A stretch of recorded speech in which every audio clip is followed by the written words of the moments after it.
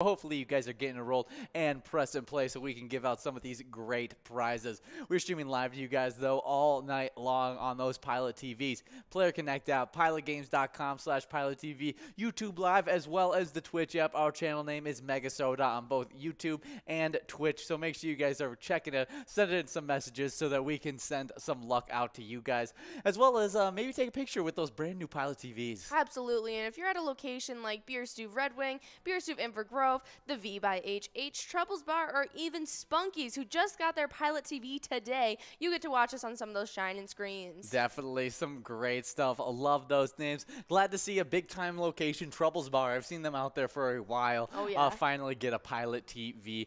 But we do have some balls dropping in this game, $17,000 on the line, and it doesn't look like we will be able – wait, actually – no, it doesn't look like we'll be able to do it now. Ashley, Brother Nate, Forget You D, Jody RN, as well as Bruce, all 3 balls away, and they're going to be missing on that major prize as well, as we're going to be watching out for this mini, as Bruce and Ninja are really close to taking this one home. We'll see if it can happen.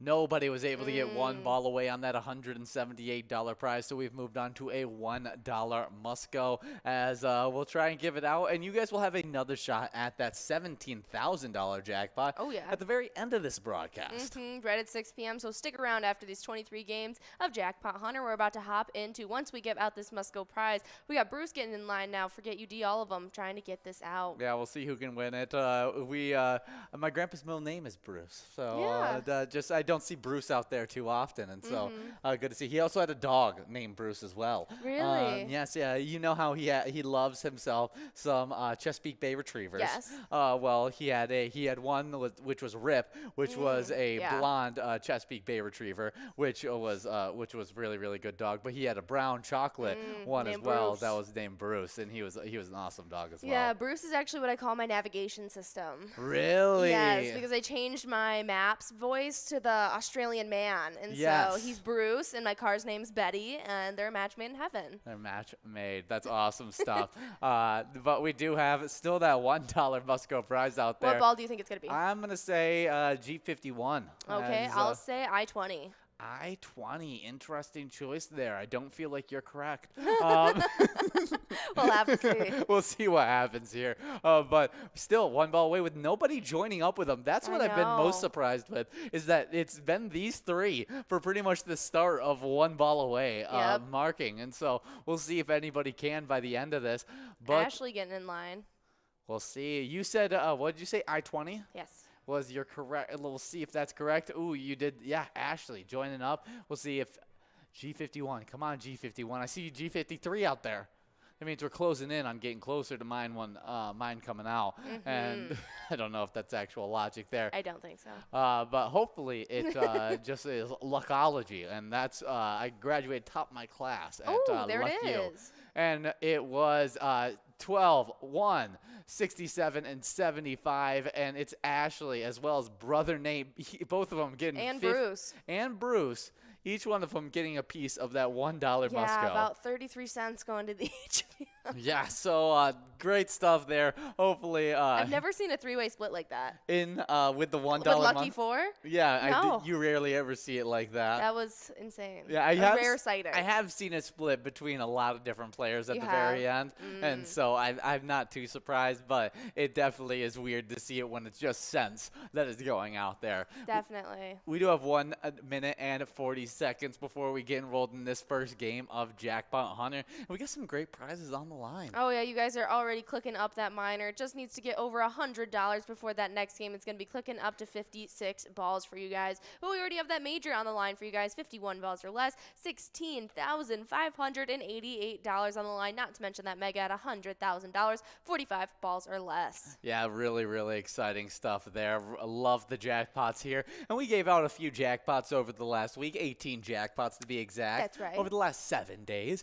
And we've also given out 526 of those jackpots in just this season 11. Beautiful. We are on track to be making a bunch of jackpots going out this season. Do you know what the record was for last season? The record for last season was, I'm pretty sure. Do we know that? I think we got that number somewhere around here.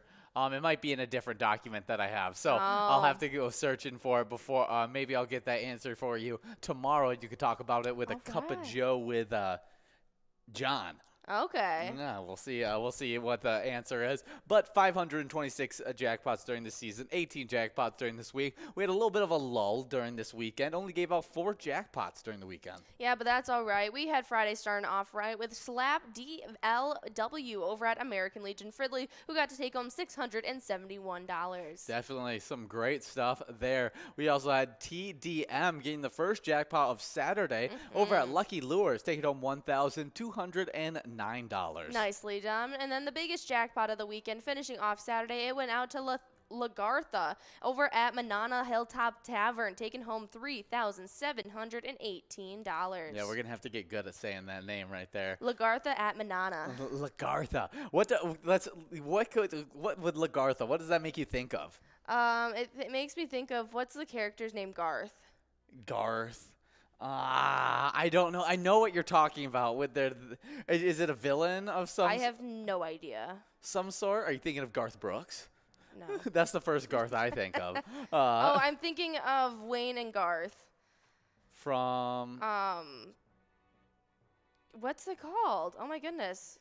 Yeah, I'm not sure what. Is it Wayne's World? I think it's Wayne's World. Yeah, it is. Oh, okay. Garth is Wayne's best friend. It's Mike Myers and Martin Short. That makes sense. That definitely makes sense. That's really funny. That's what I think of. And who plays Garth? Oh, Garth. Donna Carvey. Okay. Really? I'm surprised by that. I've seen him in quite a few different things, but I am surprised that he's Garth. Yeah. I think he's the one from Master of Disguise. Really? He's the Master of Disguise. That's great. He definitely is Master of Disguise in that one. Definitely some great stuff. Oh, I see Rob Lowe is in that movie. I always get Rob Lowe.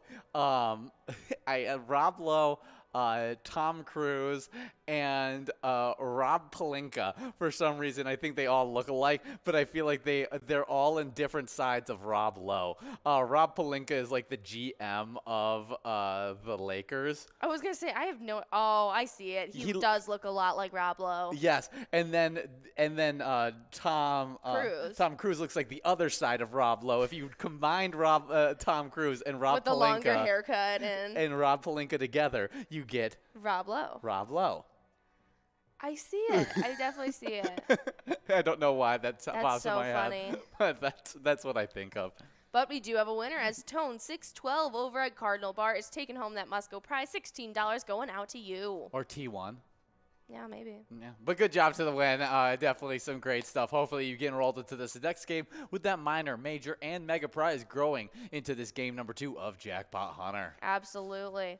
But did we even finish off our jackpot list? No, we didn't. We got 2 discrepancies. Okay. I was thinking of Lagarth, and I was like, what would I put to Lagarth as? I think of Wayne and Garth. You think of Wayne and Garth? I feel like it's a villain of some sort. Lagarth. I don't know what it would be. Lagartha. Maybe a Stranger Things villain. Maybe. Yeah, I think that's just what's on your mind. I just am throwing that out. It just feels like it fits with, I think, their current villain. It could be the female counterpart to the current villain.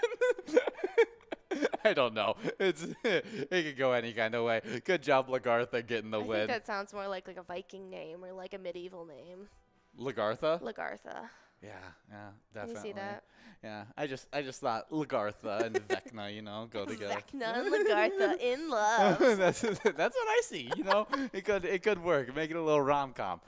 We do have that would be interesting. We do have a Sunday jackpot. That's right. The only jackpot that went out this Sunday, it went out to Trying over at Vic's Bar and Grill in Moorhead, winning $867. Nicely done. That was all of our jackpots for this weekend. But don't worry, you guys will have a lot of opportunities today and moving moving forward into this week to take home some cash yourselves. Yeah, definitely some great stuff. And we have a great new eTab game that just hit your guys' iPads. It's Later Gator. Oh, yeah. You guys could try your luck in the Big Bait bonus round to see if you guys can win some really big prizes. It's a super fun game. It's the newest of the eTab games that we've released in 2022, and so definitely give it a try. If you do, take a picture of it, send it in to us. We'd love to see a picture of those of that new eTab game that you're playing, as well as we're also encouraging people to just send in pictures with their favorite eTabs. Absolutely. We'd love to see it, and a great place to send them to is our Facebook page. You can share them directly on there or by emailing us to jackpots@pilotgames. But if you're on that Facebook page, you're sending in your player picture, you might as well check that out as well, because once you give us a follow and a like, you'll be able to keep up with all of our weekly bingo schedules, all of the previews of all of our eTabs yet to come as they're getting close to those release dates, as well as a lot of other great information. If you're new to Pilot Games, check out that link tree. It'll have direct links to all of our streaming platforms, social medias, as well as all the locations around Minnesota where you can play Pilot Games. Yeah, but if you just want to stay in the know about the live bingo action, you want to come out at 11:30 every single weekday, 5 days a week. We got Jordy coming live for a cup of Joe with Jordy, and she goes over with one of our bingo extraordinaires, all the change-ups that happen in our standings, all the best jackpots that we're going over, and so many great stuff. So definitely come out for that. And even after that, it's only 10 minutes you got to wait after that till you get into a little bit of Twins bingo action that runs from 12 all the way till 1. Absolutely. And you guys did not give out that jackpot today, No, so we it did is not. rolling over till tomorrow. Did it make it over $8,000? I don't think it did make it over $8,000. Okay, but we're closing in, or at least getting close to. Yes. Okay, so you guys definitely need to be coming out from that 12 to 1 span to try and get that jackpot a little bit larger and into your pocket. We had a few times where it was pretty close to going out, but just was missed. I feel like it's been a while since I've called you guys all bingo extraordinaires. Bingo extraordinaires. Yeah, it used to be your token titles when I first came on to Cup of Joe. What do you call us now? My host. Just the bingo host? Yeah, you've been demoted. We've been demoted. Dang. Shoot. Maybe I'll have to start improving my broadcast quality so that I get promoted once again in Jordy's head. But we do have some Jackpot Hunter that runs after that 25-cent edition of Twins Bingo. It's actually the 25-cent edition of Jackpot Hunter. It runs from 1 all the way till 4 o'clock. There's a mega, major, and minor prize. With that minor prize, clicking up 4 balls every $50, starting off at 52 balls or less, it's $50, clicks up a ball count, then keeps on going. So forth. It's a really, really fun game, and you guys should definitely check it out. I mean, it's almost as fun as the $1 edition. I wouldn't call it quite as fun because we're here as well for the $1 edition, but it is a good time. Absolutely. And then as you guys get past that, we jump right into what we were just playing with you now. At 4 p.m. when we come on live with you guys again, we jump right into that first game of Lucky for Bingo. That prize did not go out, and so we're going to have a close to $18,000 jackpot going in at 6 p.m. for you guys. Sandwiched right in the middle of those two games are what you're playing now, the $1 edition of Jackpot Hunter. Right now we got $18 on that must go, $42.50 on that minor, $16,610 on that major, not to mention that $100,000 mega. We do have a Kosh. Yeah. Over at the Brickyard, taking home $18 on that must go prize. Good job, Kosh. Nicely done. But after you guys finish up these games and finish off that last round of Lucky 4 Bingo, it'll lead you right into some Skull Bingo, and you guys will get a full 4 hours uninterrupted tonight. Yeah, some really good prizes in that Skull Bingo. You got a coverall of $28,884. You can take home in 50 balls or less.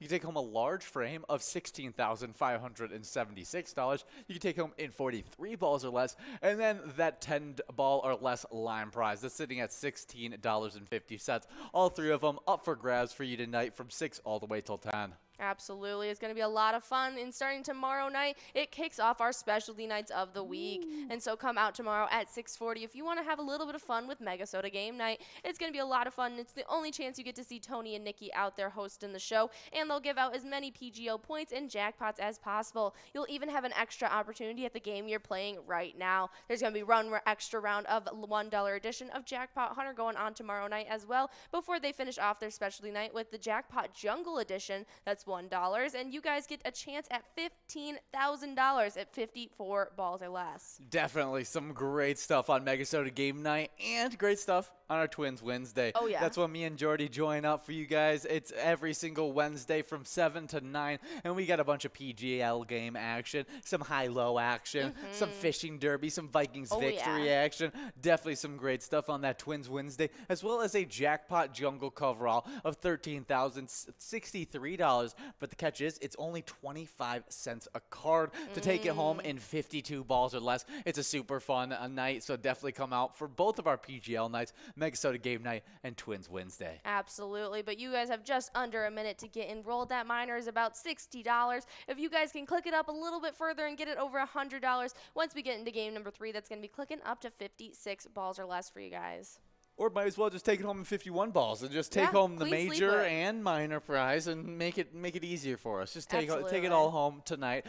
Just 30 seconds to get enrolled in this game, though.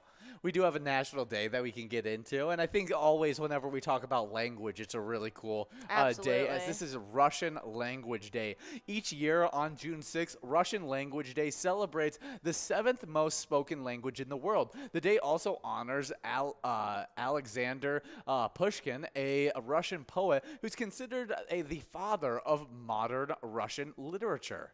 Really? Yes, really cool.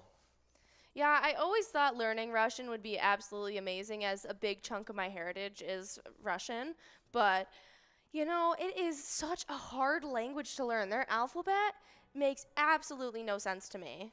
It's a very different because they have a whole different alphabet and everything like that, so it changes a lot of things. Absolutely. There's letters that are backwards, there's letters that are upside down. I have no idea what it means. I think how many letters are in their alphabet? I don't know, but I got some fun facts here while you're looking that one up. There are around 154 million native speakers of the Russian language. Really? Yeah, Russian is actually the 8th most spoken language in the world, and I think this must be not as up to date as another place that I checked, because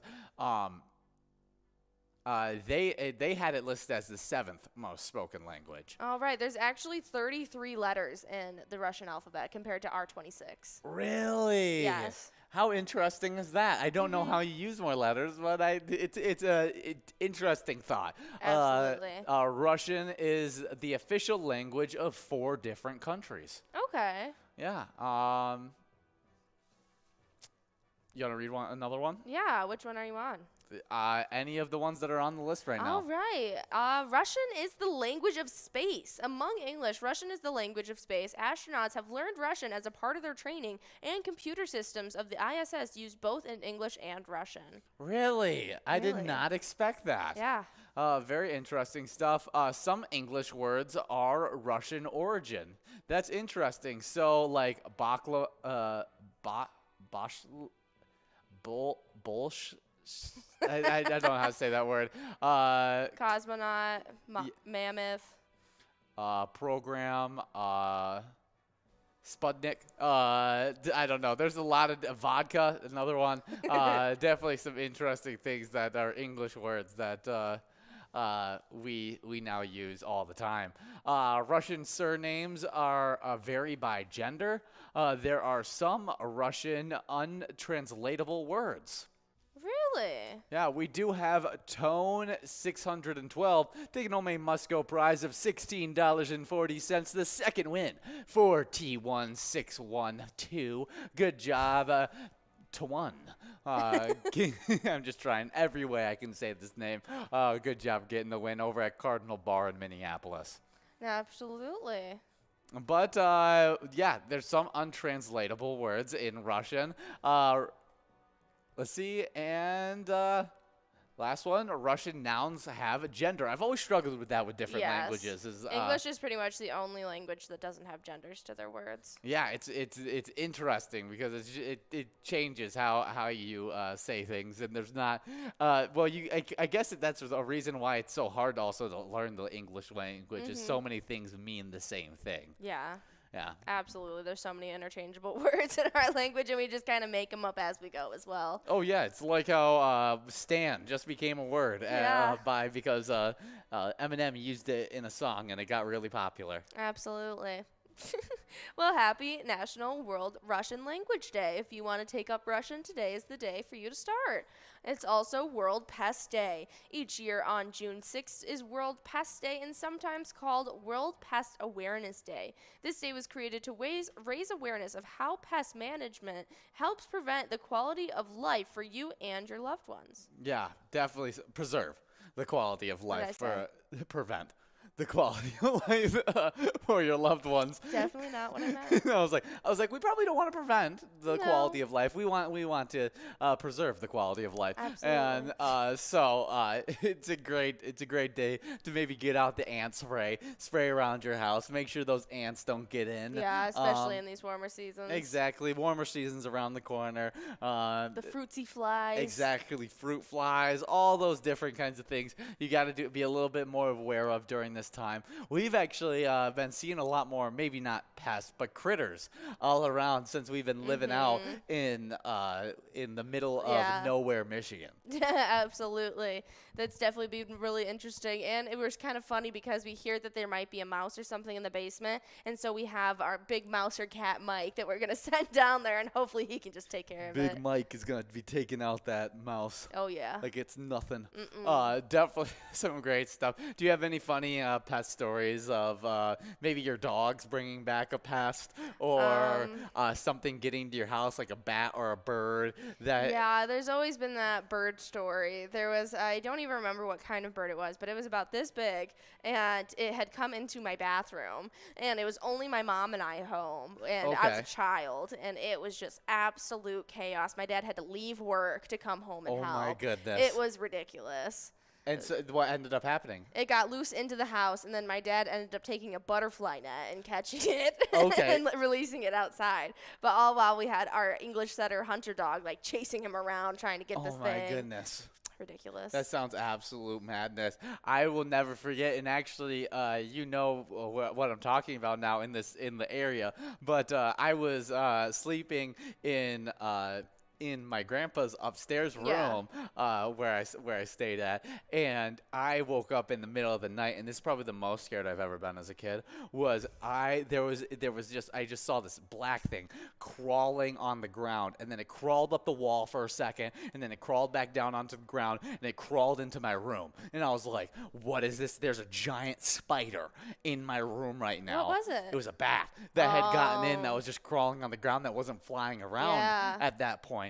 And so I'm like waking up, I'm like, what's happening? And so then this bat starts flying around finally in this room. And so we're like trying to get up, and I'm running over to my parents' room to go get them to go get it. We got now like blankets up that we're trying to catch this thing. Ben wakes up, and because all me and three of my brothers, we all shared the same room during the same time. He wakes up, we finally catch it. We get the bat out and everything like that. And the funniest thing is my littlest brother Gabe still passed out asleep on his bed. Didn't wake up to a single bit of the commotion that was happening trying to catch this bat. I don't know how, but he had to be one of the strongest sleeps. That's hysterical. That I wish I could trade in that sleep. That must have been a really good sleep. Yeah, I bet. That's super funny. It doesn't actually surprise me that Gabe was the one just to sleep through all of it. Oh, yeah. But, no, I never had any stories like that. I mean, I did just hear that my dog just ended up taking out a possum, even though, wasn't it a possum or was it a raccoon? I don't remember. We do have Jim Rocks over at the shortstop Fridley taking home $19.20 in this game number 4 of Jackpot Hunter. Now we're getting enrolled into a game number 5, hoping that minor can get over $100 while we're getting enrolled into this game. Absolutely. Remember my dog, she's pretty little. She's Stella, and I can't remember if it was a possum or a raccoon, but those things are like they're not that much smaller than her. Yeah, she just took one out the other day. Good for her. Good for her. I'll always remember the coyote story with Rip and everything like that, where a bunch of hunters came onto my grandpa's property, and they had shot a coyote, and their dogs had tracked them onto the property, and so my grandpa was like, yeah, you can go find it on the property. I don't mind. And so his dog ends up going with all of them to go search the property because he could run pretty much anywhere he wanted on the property. Yeah. He never left the property, but he could travel around. The grounds. He knew the grounds, where he was supposed to be at and where he wasn't. And so he goes with them, and all these dogs are surrounding this coyote, barking at him, and the hunters are like coming up, and they're getting ready. And Rip just runs in and just grabs the coyote and takes it out, and just like is done. He comes back, and he's got like blood all over him. And my grandpa's like, "What's happened? Is he injured or anything?" He's like, and the hunter's like, "No, this dog's sweet. Can we take him on more stuff? He just took out the coyote for us." And That's so funny. It's absolute madness. The best thing about that is that dog was like the nicest dog ever. I would like actually wrestle it at like, because I was in like 7th grade when it was like, you were like the same size 100 pounds, and so we were both like 100 pounds, and we'd wrestle a bunch, and he would never bite or anything like that. And so he was a great dog, but knew how to hunt and liked it, and so interesting stuff. But it's World Pest Day, so take those precautionary measures to make sure there's no pets, no raccoons, no Critting creatures. Yeah, creatures getting into your house. We don't want any of that, and today is the day to get rid of it. Absolutely. Next up on these national days, this one's a big one. It's a D-Day. June 6, 1944 is the most commonly known by the term D-Day, and refers to the landing of the Allied forces and on the beaches of Normandy, France. Troops staged one of the most pivotal attacks against Germany during World War II. Absolutely. Yeah, a great day to remember all those forces that ended up going in on that attack, and I mean, it was a huge part in ending that tragic war. Turning point. Yeah, so D-Day, sending respect to anybody in the military, as well as anybody who has family that was affected by World War II. Absolutely. But we are officially in this game number 4. We have that miner officially over $100. That means if it doesn't go out in this game, it's going to be clicking up to 56 balls or less for you guys as we get into our next national day. And you guys might know this, but it is National Eyewear Day. And on June 6th, we can see clearly and look good doing it as we celebrate National Eyeglasswear Day. Yeah, I feel like eyewear has become a lot more popular recently. Absolutely. I guess it goes in and out of popularity, and it's just kind of one of those fashion things that happens. But I think with the variety of eyewear that is accessible now, there's no reason for people to. I mean, you can wear eye contacts. You can rock out with some cool wireframe glasses, some thick, nice, classic business glasses. I feel like there's so many different ways to rock, like ones that help you with visual stuff, as well as just like sunglasses are great. Oh yeah, if there's one goal I want to set for myself, it's to have my eyes tested by the end of summer. Really? That's a goal of yours? You haven't had it done in a long time, or ever? Ever? I mean, probably at like physicals and stuff. Yeah, I think you have to get my driver's test, but yeah, you have to get your eyes tested then. That's about it. It's interesting. I don't remember the last time I got my eyes like fully tested. Maybe we can do that together. Yeah, I got it done, I think, in freshman year of high school. I think I got it done. Yeah, mine was probably sophomore year when I got my license. And I'm talking about like eyes getting dilated and oh no, I've never had that all done. that kind of stuff. I obviously when I went and redid my license, I think I had to redo the eye exam again and everything like that. But that's a very basic eye exam, not like for like reading and stuff like that. No, but it's something I would like to do by the end of summer. Yeah, it's a good way to get that kind of. It's pretty important to get that stuff done, and yeah, it's really important to be able to see to the fullest capability. Absolutely, especially if you do struggle. But we got Teresa at the Spotlight and J Mac at Monty's, both splitting up that $18 Musco prize in this game number 4. Yeah, definitely some great stuff. Now we're getting rolled into a game number 5 of Jackpot Hunter with that minor prize clicking up from 52 to 56. You definitely want to get enrolled in this game right here. Absolutely. Yeah, but if you did end up getting it tested and you have to go get glasses, what kind of glasses do you want? Do you want some nice wireframe glasses? Probably not. What kind? I'd probably get a little bit thicker of a frame just because I'd like them to be a little bit more sturdy. Okay. I don't know. I think I'd have to see what kind of fits my face. I've never really thought about wearing glasses? I've usually only, like, if I've tried them on my friends, it's only been just, like, the average, just normal glasses. Nothing really out of like the ordinary. Yeah. I never really a style that stuck out, and so I think I would just have to look around. You don't have any glasses that makes you go, ooh, I want that one. That would be the one I'd get if I wear. Well, I'm a sucker for little tortoise shell, like the brown. Do you know what tortoiseshell looks like? Is that like the leopard print that's kinda, on it yeah. when it shines the light shines through yes. and When it's it looks kind of amber and brown. Yeah. I think I'd probably go with a frame like those. Okay, yeah, I see those. I see those a lot. I think those are super popular. I see them more on sunglasses though than actual glasses. Yeah, I agree. I just bought a pair of tortoiseshell glasses, but yeah, I think my mom, she wears her actual glasses with that same kind of tortoiseshell pattern. Yeah, I think I'd probably go with a tortoiseshell. Yeah, I don't know. Something like that. A little square frame more than round. I don't know what I'd go with if I got glasses. I feel like if you got circle glasses, you would look so much like the guy from Atlantis.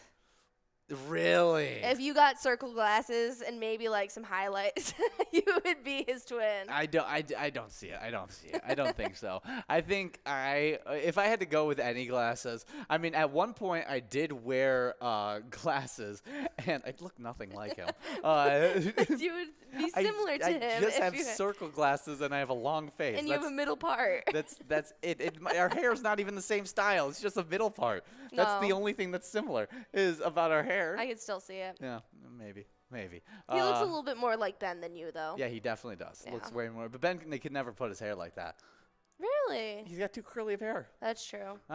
We do have just 1 second before we're getting into this game. $139 on that minor prize, 56 balls or less to win. A major prize of $16,687, 51 balls or less to win, and a mega prize of 45 balls or less to take home $100 grand. Absolutely, but I was talking about my favorite. What glasses I want to wear. And I've had clear glasses before. They were fake, but more for fashion. I'm more for fashion, and I've enjoyed that before. Yeah. And mine were the thick, where they had the thick black over top, and then the wires that came down underneath. Yeah, that's Club Masters. That's how I like to wear, liked mine, and I thought they worked really, really well, especially with the clear glasses. These. Yes. Yeah, Club Masters. That's a super nice style. That was the first style of glasses I ever, like super expensive sunglasses I ever was gifted. Oh, yeah, sunglasses. It's a very popular style of sunglasses. Especially with Ray-Bans. Yeah, I haven't seen it as much in actual glasses, but I really enjoy when I see them. This was more of a style in like the 50s and 60s for glasses. Really? Not so much now, but it's definitely making a comeback. The Club Master is definitely a reappearing style. Yeah, I feel like the thick black glasses were what dominated for a long time. Oh, yeah. And so I think there's definitely, I would have a lot of looking around to figure out what kind of glasses I want, because I also like the wire sunglasses. Like John Higgins wears a really nice pair that are a very interesting shape. They're not quite the round, they're not quite the square glasses, and I enjoy those as well. Absolutely. But yeah, happy National Eyewear Day. I don't wear a lot of sunglasses, though. That's one thing I don't do a lot of. I used to a lot, except they're just such a pain to like have multiple and like lug them around and stuff. Yes. But I just bought a pair 2 days ago, and I'm really excited about them. They're going to be my sunglasses for the summer. That's exciting stuff. Well, happy National Eyewear Day. Next up is National Higher Education Day. National Higher Education Day on June 6th each year aims to prepare a path for more students towards a higher education degree. Absolutely. And we just found out a really kind of staggering statistic that only about 6% of people in, was it the world, that have a higher education degree? Yeah, it's something like that. Yeah. We do have a winner as Jax over at Lucy's Burgers and Blaine takes home $23.60 in this game number 5. Yeah, I'm very interested to see what percentage of people. About 14% of adults have an advanced degree. Really? But it was only about 10% from 2011. Wow.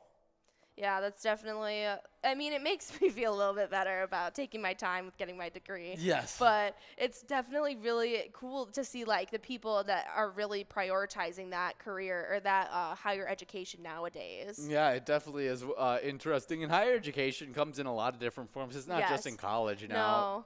Yeah, no, it's even in trades. It's with apprenticeships, anything really that can get you to further your knowledge on a subject. Yeah, I think it's very, very interesting to see how that happened. I've seen a lot of people tending towards the trade schools more recently, and I think that's a great way to find Absolutely find some work, as I know that you can make some really good money in being an electrician, a welder, and those different trades that that pay really well, that don't necessarily need the college degree. And you can actually come out with a lot less debt and a lot of a lot different outcome to your. Yeah, I know debt is like the #1 reason that people don't want to go to college. Oh, people are scared to go to college right now. Absolutely. I mean, I don't blame them. It's a really scary thing. Yeah, but you just got your first higher education degree, and so celebrating you for getting that done this past year, and and hopefully it just continues and we can celebrate again. Yeah, I'm a hop, skip, and a jump away from a bachelor's. I just need to finish it out. Yeah, super exciting stuff, and hopefully whatever. If you've been thinking about a higher education degree, whatever it is. Definitely take a little bit deeper dive into it today on National Higher Education Day. Absolutely. And this one is one that's kind of surprising, our next National Day, and it's National Applesauce Cake Day. Each year on June 6th, National Applesauce Cake Day recognizes a delicious and easy treat.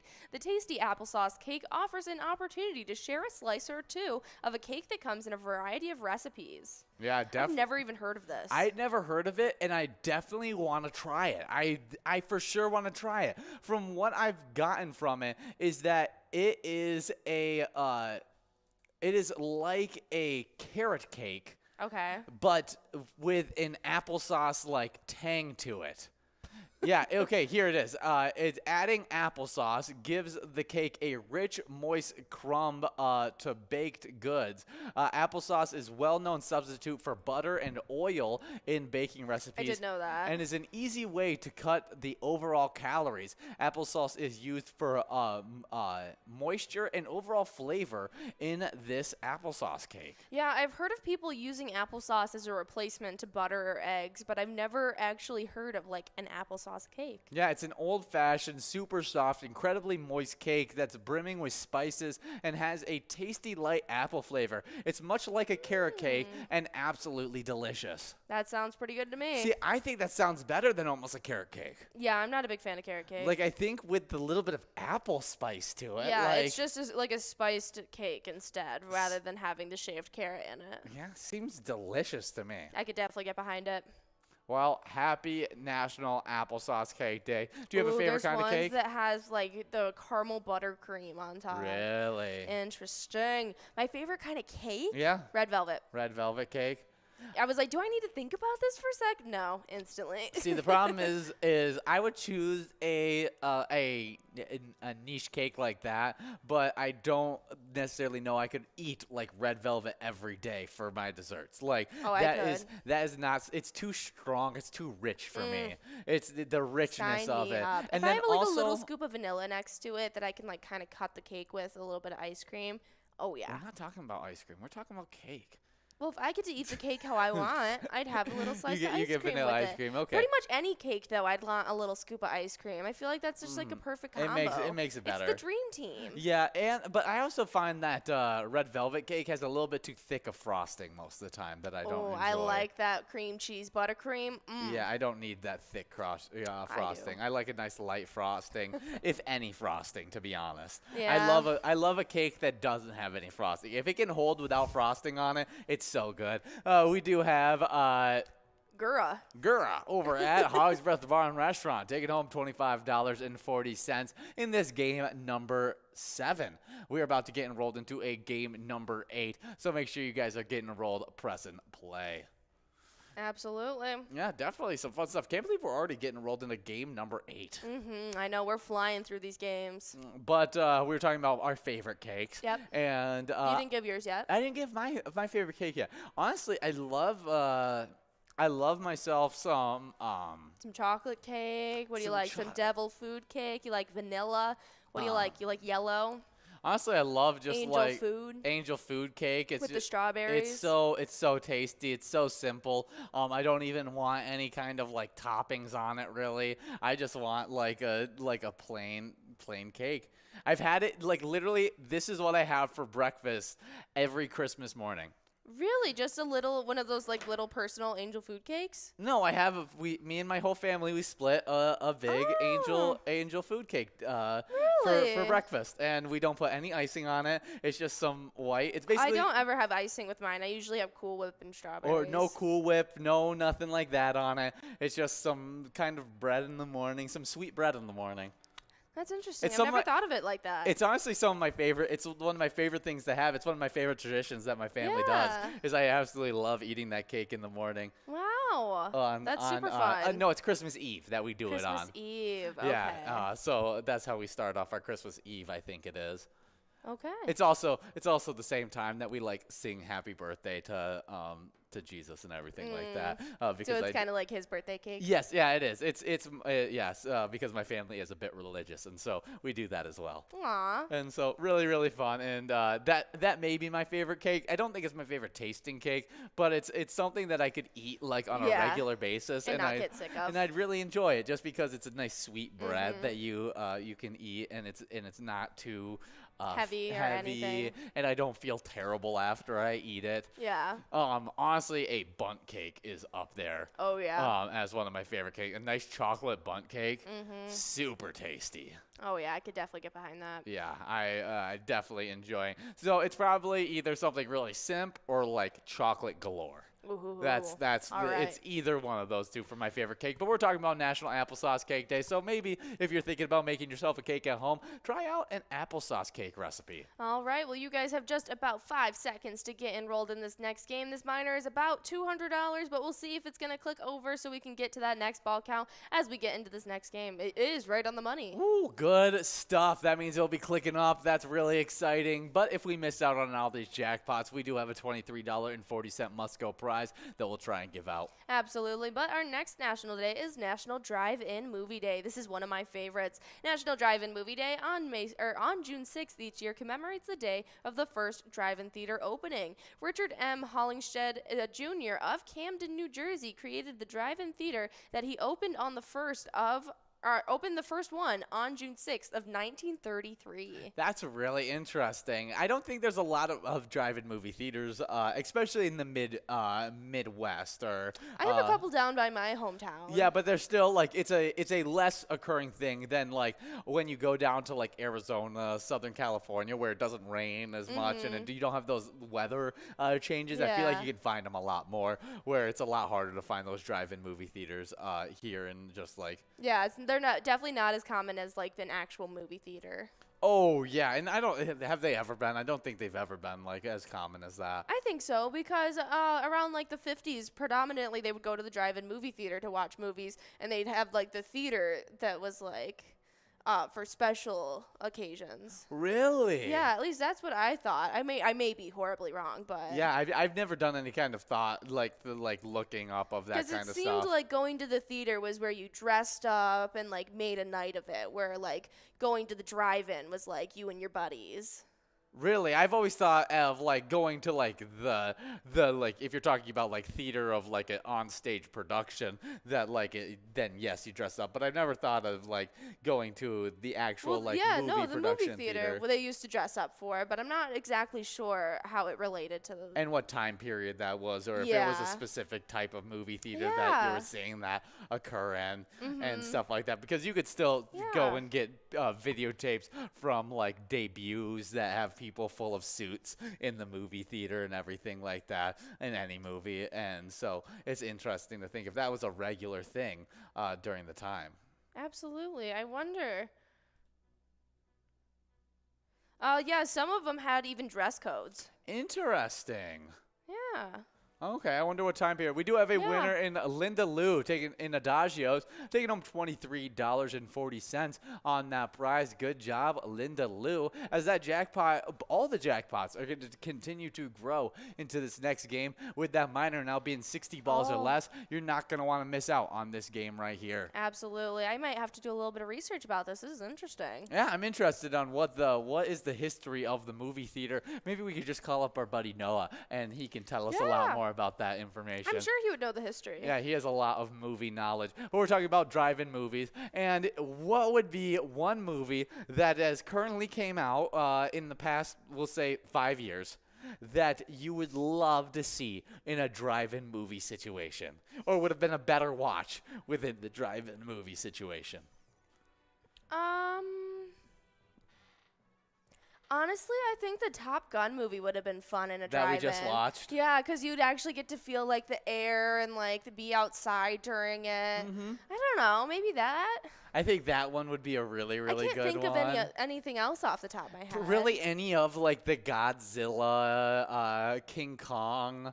Yeah, to see them actually like super large. Like in the drive-in movie theater. It also just feels right to watch like a Godzilla movie in a drive-in movie theater. I don't know why. Almost like you should be stepping on the screen and crashing the premiere. Yes, exactly. It just feels right. Yeah. Like it's like I feel like I've seen it in a movie where people are watching a Godzilla movie and then Godzilla crushes the movie theater and comes right in, kind of thing. That's what I want. Is I want to be watching like one of those. That's probably my choice. Is like you might be a little disappointed when Godzilla doesn't crash through, though. No, I won't. Because I'm a realist and I know that he won't fair come. enough. You live in reality. I do.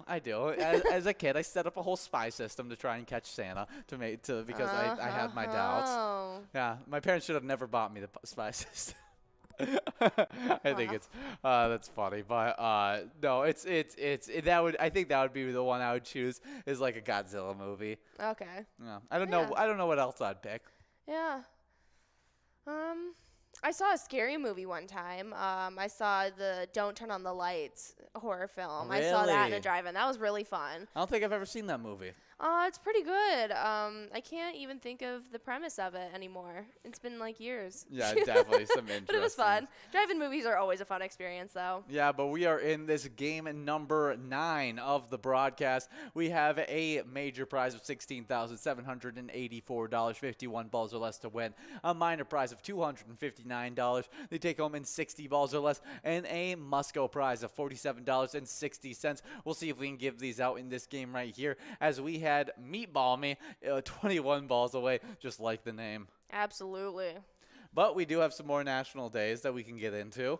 As this next one is National Gardening Exercise Day. Really? National Gardening Exercise Day is observed each year on June 6th and encourages us to maximize the benefits we reap from gardening by adding some extra stretches, a few extra steps, or maybe some squats. Definitely, especially as you get older. I feel like gardening is such a good hobby to take up. I know especially it's been helping my dad get up and get active because we have a pretty big property, and so he has to walk around all of it, lugging around like tubs of soil and whatever it may be. And he's sore. Like, he's definitely getting a workout while doing it. And so I feel like this is a great way to utilize that and still have fun while doing it. Yeah, I think that's a really, really fun way. And it's not just about the regular exercise you get in gardening. It's also like an easy way to add a few extra exercises into your regular gardening routine, because it is a workout in general, but you add in that extra stretch in there, or you add in a few extra squats while you're going in. Maybe even if you can do so, do a few lunges while you're carrying a bag of soil or something like that. I don't know, whatever you can do to add a little bit more exercise to maximize your time as best as you can is always a great way to keep that health up without necessarily taking the time to go to a gym or go and do a yoga class every once in a while. I feel like this is also a great supplement for being able to get that physical activity in. Absolutely. But we do have a winner, as Bucky over at Tavern on the Avenue, St. Paul, is taking home a jackpot. That's right. You are taking home about $317 about. Nicely done. Yeah, definitely. $317.10 going out to you, Bucky. Good job. One of our favorite character developments in the whole series, even though he's become less cool. Yeah, he's definitely less cool. But he's a better person Bucky. now. Yes. That's what's important. Full-rounded, wholehearted. We love Bucky. Actually, I love the Winter Soldier. Yeah. I don't know if I love Bucky. I like Bucky. I like him in the original Captain America. He stuck up for him.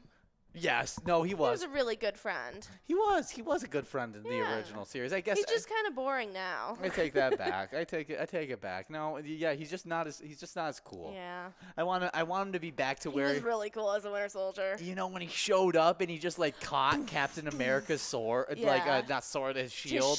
And he just threw it back at him. Like that was so cool. Yeah, that was a big scene. Like I want some more of that action happening. Maybe he just needs to grow his hair out again. He's got like Samson. Yeah. I don't know what that means. It's a Bible reference. I don't know why I made it. We got 1 minute and 40 seconds before we get into this next game. $16 on the minor prize, $16,797 on the major prize, and $100,000 on the mega. We'll see if we can give it out in this game number 10. Oh yeah, you got just a minute and a half to do so. Yeah, but we were talking about gardening exercise day. Oh yeah. And a great way to keep exercise. How large of a garden do you want? Pretty large. Yeah. I keep seeing these kind of transformation videos of people, instead of just having a yard of grass and they don't utilize it, they don't have children anymore, they don't have animals to kind of run around, and they just line it with different rigs of just like fruits and vegetables that they just grow, and it looks amazing. And I get to see them like freshly chop it and bring it into their kitchen and cook it, and that's what I want in my older age. Yes.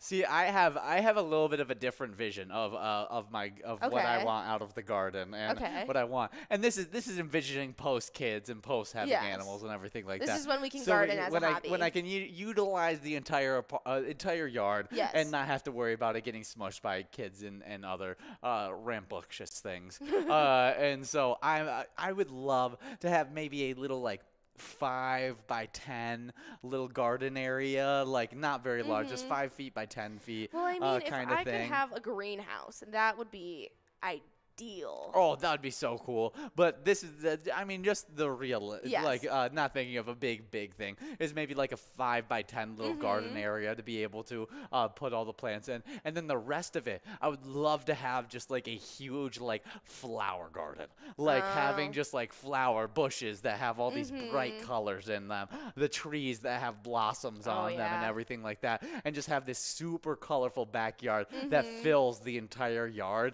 That's something with like a path that leads to like a little gazebo and something like that. Like that's the dream, is like and instead, isn't it like how we have talked about, instead of just like normal grass, like the wildflowers and the clover and like all that? I feel like that would really make it very cool. I would definitely. I do like some clean grass though. Obviously. I mean, a well cut grass is nothing looks better than that. Honestly, to be honest, that's a wholehearted opinion, is that like cut grass looks better than anything else. I'd have to see some other options to kind of have an actual opinion on it. But you know, I just love the look of just lined grass. I can definitely see that. It does look very nice, especially if it's well groomed. Yeah. Well, we guys got 11, now 10 balls away. We had our National Gardening Day, but we have one final National Day to get into with you guys, and this one is right up your alley. It is National Yo-Yo Day, and each year on May 6th, we recognize this fun holiday, National Yo-Yo Day. The day celebrates the iconic string toy that generations have enjoyed. June 6th is the perfect day to get out your yo-yos and try your hand at the sleeper, walk the dog, shooting the moon around the world, or even hop the fence. Yeah, we were talking about all the fun tricks that we did and stuff like that.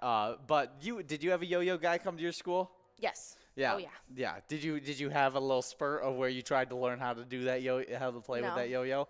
Really? You never wanted to? No. Really? I felt like every kid wanted to.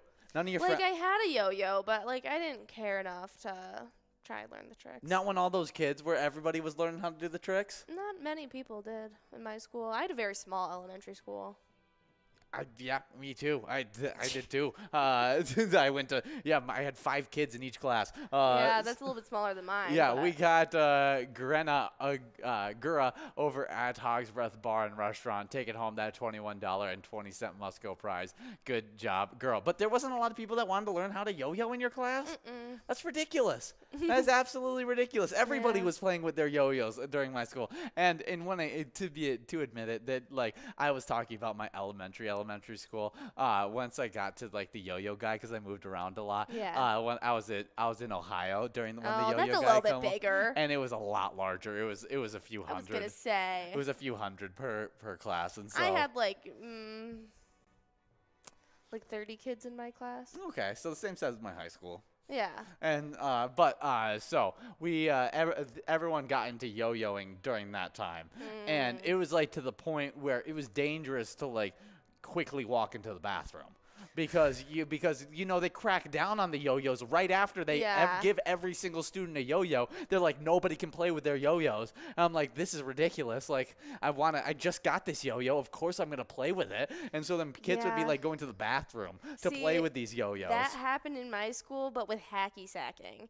They would take up an entire hallway with 8, 9, 12 kids all in a hacky sack circle. Oh, that happens at every school. No, they put up flyers all around my school saying you are not allowed to hacky sack, and if you are seen hacky sacking, it'll get confiscated. No way. It was such a nuisance in my high school. They had to. That's crazy. It was like contraband hacky sack circles. I had in every high school that I went to like a hallway that kind of got taken up by by like 7 or more people doing hacky sack. And so I'll never forget in my accounting class, which was a room full of computers. It was like a computer lab that our class was in, and there was one little circle by the door that we could like huddle around as like our hour was ending or whatever. And they tried to do a secretive hacky sack circle by the door, and it got so bad there was like rioting that like my friend Keaton and his friend Dylan were getting like yelling at the teacher who was trying to take their hacky sack, and they're like, "We're seniors, like you can't take this from me." And she was like, "Oh, yes, I can." And she can. And it was absolutely a mess. I'm a senior. I'm a senior. You can't take my hacky sack. Yeah, that's hilarious. She very well could, and she did, and it caused a revolt.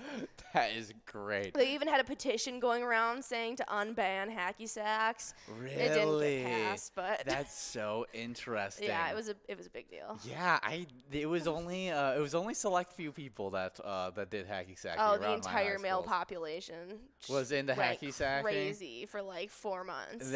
See, the same people who hacky sacked were the people who carried around speakers in their backpack. To school. Like that was the same group of people that did hacky sack all over. So I always kind of had a little negative connotation towards hacky sacking. Because then they were just blasting their music. Like, I love music too, but I don't want to hear yours. I don't need to hear Juice WRLD at 7 a.m. before on my way to algebra too. I really didn't. Yeah. And so I did that. So I always thought of hacky sacking as just like, I was like, no, I won't do that.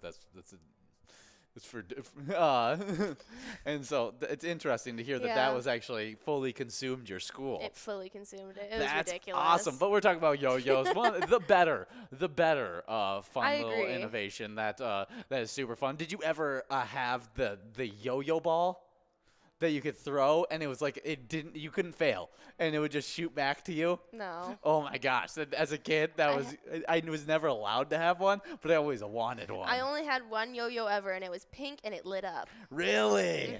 That's awesome. Gabe had a fun light up yo-yo that he really liked. Actually, no, it was Ben that had the light up yo-yo. Yeah, it was neon green, had spinning lights in it. It was really cool. No, the thing that I played with was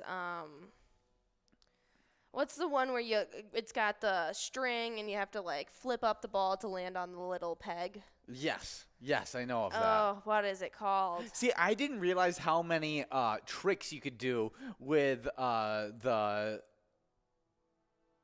Did you figure out what it's called? I don't know how to pronounce it. Yeah, we're just gonna call it the kendama. The ball on a string. The kendama. That's what it's called.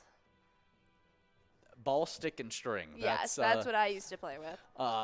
Yeah, so that's we do have PHK Wells 1 over at the Chill Lime, taking home $20.20 on this game number 11 of Jackpot Hunter, as all these jackpots are going to grow into this game number 12. Absolutely. Nicely done. And hopefully we can get this minor prize clicking up a little bit. It's at $51. It needs to get over 100 before it can click up to 56. See, I would have gotten a lot more into it if I would have known that, like, you could do more tricks than just, like, flip it up and get it on the ball. Oh, yeah, you could do the bottom. You could do sideways. Yeah, I didn't. I knew it was like, oh, one's the bigger side, one's the smaller side. Yeah. That's the harder side. But I thought there was only those two. And so then as soon as I did those, I was like, Mastered. Okay. I was like, okay, I did it. Like, that's the goal. I'm done with it now. And so I just never did anything else with it and never got too into those ones. I see. But now I see people that are cool with it. Yeah, there are some people who like competitively do it. Yeah, it's awesome to watch those people, and it's got me a whole new love for that game. Cool? Yeah. As like yo-yoing, I always knew you could do a lot of different tricks with it, and that was the point of yo-yoing. Yeah. And so like I got really into that one. But if I would have known I could do tricks with that one, I would have gotten more into it. Yeah. I love those little games and stuff like that. So happy National Yo-Yo Day, as we're going to talk about a different game that involves a stick and a ball. That is Twins. Our Twins playing some baseball. They're 32-24 this season, and they had a really great game just yesterday. Good, yeah. It looks like Luis Arez went 4 for 4 with a walk. Gary Sanchez and Trevor Larnach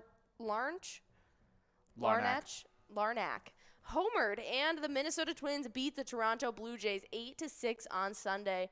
Arez leads baseball with a .358 batting average. It's like he's on fire all the time. The Twins manager Rocco Baldelli. Yeah, Baldelli said, "It's not normal. He's difficult to pitch to. He can shoot a ball anywhere at any time on any pitch." 6 different players drove in a run, and the Twins collected a season-high 16 hits as they took 2 of 3 from the Blue Jays, cooling down a Toronto team that came into the series with an 8-game winning streak. Yeah, definitely a great look to have. Always like seeing when a hot team can be stopped by your team. It's a great sign for good things to come, and maybe us heading into our little hot streak, as we're going to need it as we head into this series against the number 1 ranked Yankees. I think they're number 1 ranked in a lot of MLB power rankings, and they start that series with them tomorrow at 4 p.m. 6:40. That was wrong. 6:40 p.m.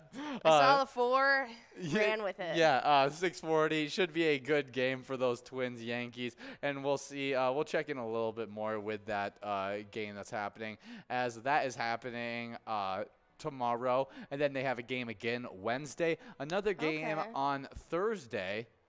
We'll see if it's just a 3-game series between them, and then they head over after that and take on the Rays on Friday. So a busy week. Should be a 3. I mean, every week in baseball is so busy. There's so many different games that happen in baseball.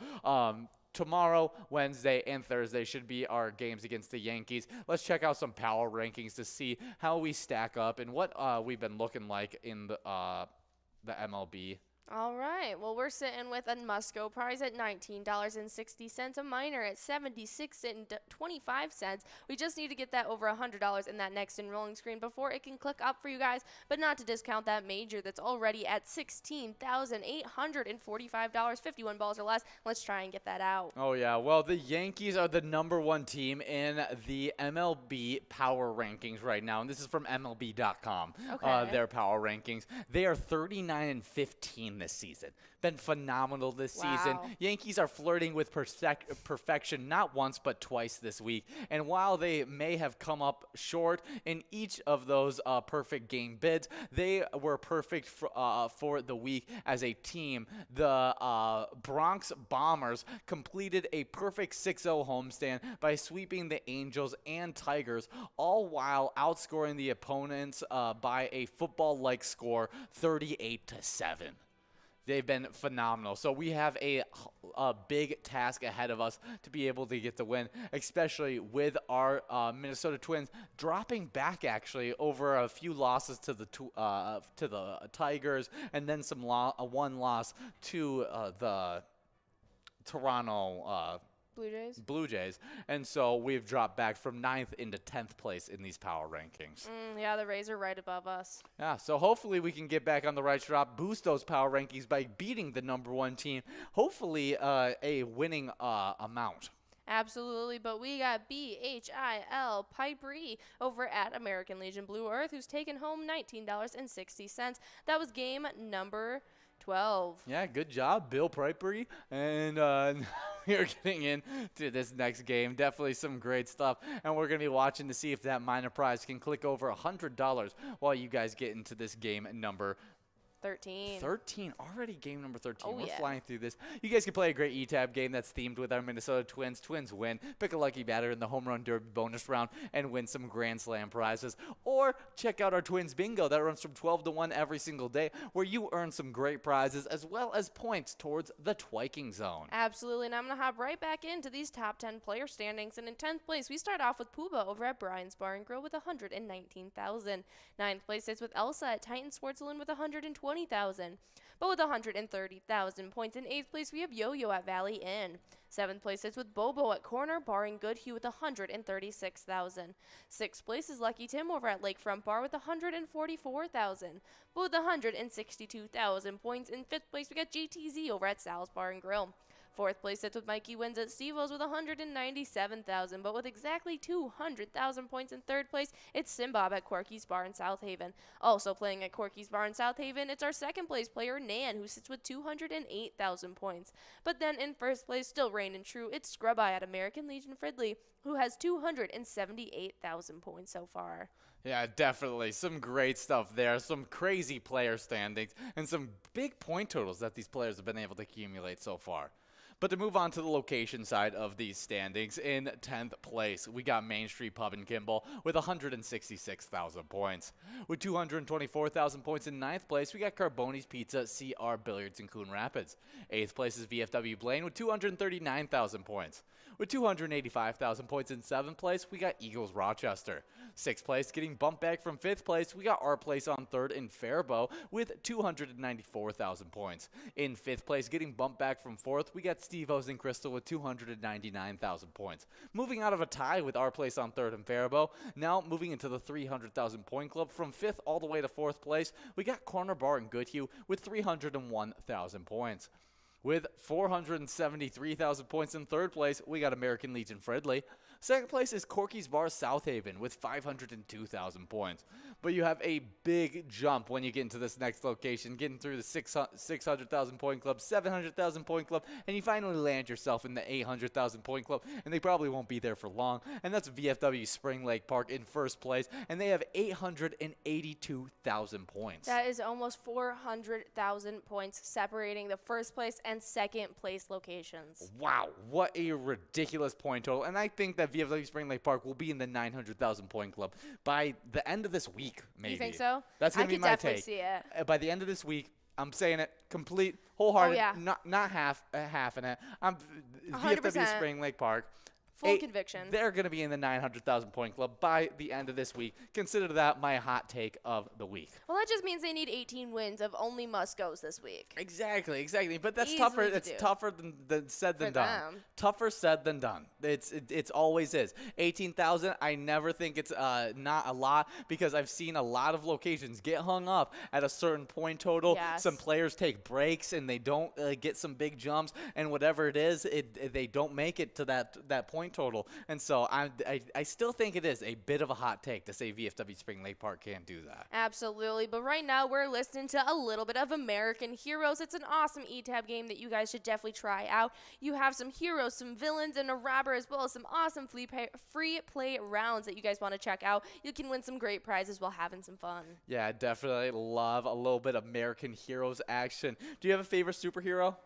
Out of what universe? It really doesn't matter. Just whatever's your favorite superhero out of any universe. Probably Captain America. Captain America's your favorite? Boring, but he has the best morality. I honestly think it's not a basic pick. Not a lot of people's favorite. I think it's a lot of kids' favorite pick. Okay. But I don't think it's a lot of grown people's favorite picks. I think he might be mine. I feel like the Batmans are obvious picks. Iron Man's always Spider-Man. an obvious pick. Spider-Man is always people's favorite superhero. superheroes. As a kid, mine was always Spider-Man and the Flash. I was gonna say the were Flash. my two favorites Really cool. as my childhood favorites.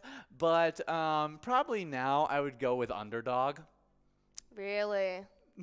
Best superhero of all time. Pick. Oh, we do have Jim Rocks over at the shortstop, Fridley in chief over at Maple Liquor Store, splitting up that $20.60 must-go prize, as that minor jackpot is going to be clicking up from 52 to 56 as we head into a game number 14. Absolutely. So things are getting a little bit more interesting. Hopefully we can give out a second jackpot tonight. I mean, it would just be insane if we didn't. Yeah, but we're talking about favorite superheroes. Absolutely. And I said Underdog. That's more of a joke. I'm going to think of which one is my actual favorite. Gosh, there's a bunch of great superheroes. Scarlet Witch is really, really stinking cool. Yes. But I hate the character development. Yes. I mean, it's an interesting way they took her and how they wanted her to become what she became. And so I'm going to go. I'm trying to think through all my favorites. I always was a big fan of Aquaman, actually, which is really funny because now I think of Aquaman, I'm like, he's like the weakest of all the superheroes. But I thought he was always cool, like being able to talk to animals and being able to control like the ocean and everything like that. Very, very cool. Like I thought that was so cool. And then like his like weapon is a trident. Like how cool is a trident? Yeah, I definitely get that because I mean like Poseidon was like always my favorite out of like the Greek mythology gods absolutely. And everything like that. So he was kind of like the hero version of Poseidon for me. And so I really enjoyed him as a superhero. I'm trying to think of who else was I a big fan of as a child. I don't know. I'm gonna go with probably my basic ones, which is Flash and Spider-Man being my all-time favorites. And then not Ant-Man. Not Ant-Man, no. Captain Marvel? Maybe what's the ant that could change his size? That was a boomerang. I couldn't tell you.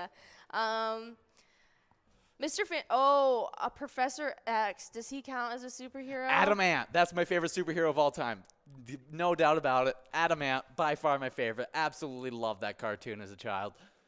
Does Professor X count as a superhero? Oh, for sure he's a superhero. He might be my favorite. Yeah. Curtis, we're riding on Curtis's wings tonight. Curtis, let us know who's your favorite superhero. Yes, we'd love to figure that one out because it's always fun to hear who people think of as their superhero classic. We do have just 7 minutes before we get enrolled into this next game, and we got a minor prize of $136 you can take home in 56 balls or less. A major prize $16,892, 51 balls or less to win, and 071 is that first ball to drop. When I was a kid, I'd probably say the Teenage Mutant Ninja Turtles. I guess they are superheroes. They are. They're on a list. They are registered superheroes. I feel like that is up there for me. Definitely my childhood favorite for sure. They were so good. I'm going to have to go with Teenage Mutant Ninja Turtles being my favorite all time. I don't know if there's many others. Maybe Ghost Rider is my favorite. I really liked I'm trying to think of the electricity guy that he rode on like sewer caps and stuff like that. Okay, Curtis is checking in. He'd say either Flash from DC or Nightcrawler from Marvel. Nightcrawler's a good one. He's one of the mutants, I think, that I think he's the teleporter, if I had to. Interesting. I might be completely off with that one. Let's take a peek. Oh, he's the blue guy. Okay, that's what I thought. Yeah, he teleports and does Kinda everything looks like a that. devil Really cool. Really cool Very powers. cool. Was one of my favorites as well, Curtis. I was gonna say, is he in the X-Men universe? He is. Okay, Yeah, he has a really cool scene in X2 where he teleports around and everything like that. I think I remember it. Yeah, you would if you saw it. I mean, I've seen all of the X-Men movies. But yeah, so really cool stuff. Definitely some fun superheroes as we're listening to American Heroes on today. And so fun stuff. You guys can check in with your favorite superheroes, but we have 50 different Charitable E-Tab games that we like to highlight all the time. Play anytime and win huge prizes up to $1,500. All games have small bets between 50 cents and $5. There's awesome bonus and free play rounds in those games as well. Absolutely, but we have some fun on this day in music history for you guys. And today in 1992, Guns N' Roses' November Rain video debuts views on MTV. The 9-minute epic is the most expensive video to ever be made at that point, costing about $1.5 million. Before you talk about the reason what most of the budget was spent on, we have Viddy and Newman, Rob, all splitting up that must-go prize of $27. We got Viddy over at Municipal Liquor Store Akeley, Newman over at All-Star Sports, and Rob over at Halftime Rack. Absolutely. Nicely done. That was game number 15. We're about to begin a roll, and a game number 16. But the reason this video costed $1.5 million was most of that budget was spent constructing a church in the desert so that Slash could perform a solo in front of it. Yes. That's ridiculous. That's awesome. That's so ridiculous. That's so Slash. So ridiculous. I think that's hilarious. But, I mean, 9-minute music video, definitely a big-time one. It was funny. Will told me a funny story of a video he saw, and it was Guns N' Roses concert, and it got canceled. And this was late in the fall. And people were, it got rained out, and so the concert didn't happen. And there was just a video of this dude, like, he's walking home in his Guns N' Roses, like, leather jacket. And it's just raining and everything like that. And someone drives down, they roll down their window, turn up the volume as loud as it's playing November Rain. That's so they're funny. walking back to. It was terrible. But you're talking about, you looked up some pictures. Yeah, I wanted to see it. It's pretty cool. It is pretty cool, I gotta admit. Pretty cool scenery. Yeah. But definitely interesting music video. Next up, another little money fun fact, music day in history. In 2001, Elton John actually auctioned off 20 vehicles of his car collection, earning $2.75 million. He says, I don't have time to drive them anymore. If you've got 20 cars in your possession, you have too much money. You definitely do. But it's very, very interesting. Yeah, he decided to sell 20 of his 28 cars, saying that he was away so much he didn't never got time to drive them. I'd rather they went to people who can get pleasure out of them every day. In 1961, the Jaguar E-Type was hailed by none other than Enzo Ferrari as the most beautiful car ever made. That's cool. Really, really cool stuff. That's really cool. Yeah, I mean, if I was Elton John, I don't think I'd have time to drive any of those 28 cars in general, but... Yeah, it definitely is interesting. I wish I could know. Yeah, the most expensive car was that 1993 Jaguar XJ 220, priced at between $130,000 to $160,000, which has the top speed of 213 miles per hour and only had 852 miles on the clock. Yeah, that's actually in pounds, and so it's equivalent to about $225,000 US. Oh, okay, yeah, completely misread that. That's right, but it's still, that's an insane amount of money for a car. You can buy a nice house with that money. Yeah, his 1973 Rolls-Royce Phantom 5 was or 3. I don't know how to read. 6. Phantom 6 was fitted at $39,000. No, it was fitted with a $39,000 36 speaker stereo system that blew the rear view window out because of how loud it got. That is ridiculous. That's insane. Yeah, the glass in the car valued around $155,000 was reinforced as a result. I thought my brother's subs that he has in his Jeep were ridiculous. I couldn't even imagine being able to blow out the whole back window. Oh my goodness, that is insane. That is so fun. Well, definitely some fun days in music history, and we have some fun PGL nights coming up in the next 2 nights, Tuesday and Wednesday. Always those PGL nights. Absolutely. And if you guys want to be a player competing on those nights, you guys sign up at PGL.world to become a member of our league. PGL players compete for points and also have access to insider information, including a monthly newsletter that has so much great information in it. Absolutely. You can even use that brand new sign-in to sign into the Player Connect app once you download it. It's a great resource to use as well. But we got a bunch of players who just signed up, like Shibs182, JRob987, Cater, Robert Oppo3, Chad, Leonard, Little Sweetie 20, PRBS, Just One Away, Ronan, and even Dr. Pirate. Oh, yeah, but we got a winner in this game right here. 3, 2, 1. Oh, Yags 370 is one ball away, and it's Yags 370 getting the win over at the Riverboat Depot. Good to see you, Yags, and he's taking home $28.40 on this one. Definitely a big-time player getting a must-go prize, and we'll probably see him go after this minor prize a few more times as it's closing in on that $200 mark, where it will click up the next game after it hits that mark from 56 to 60 balls or less. We're about to begin rolled into game number 17, so get that minor over $200 and make things a little bit easier on yourself. Oh, yeah, but some big-time, long-time players are out there getting signed up. Just one away. I've seen Ronan out there before playing. But one of the big-time players, a long-time Curtis favorite, Dr. Pirate, finally getting signed up at PGL.World.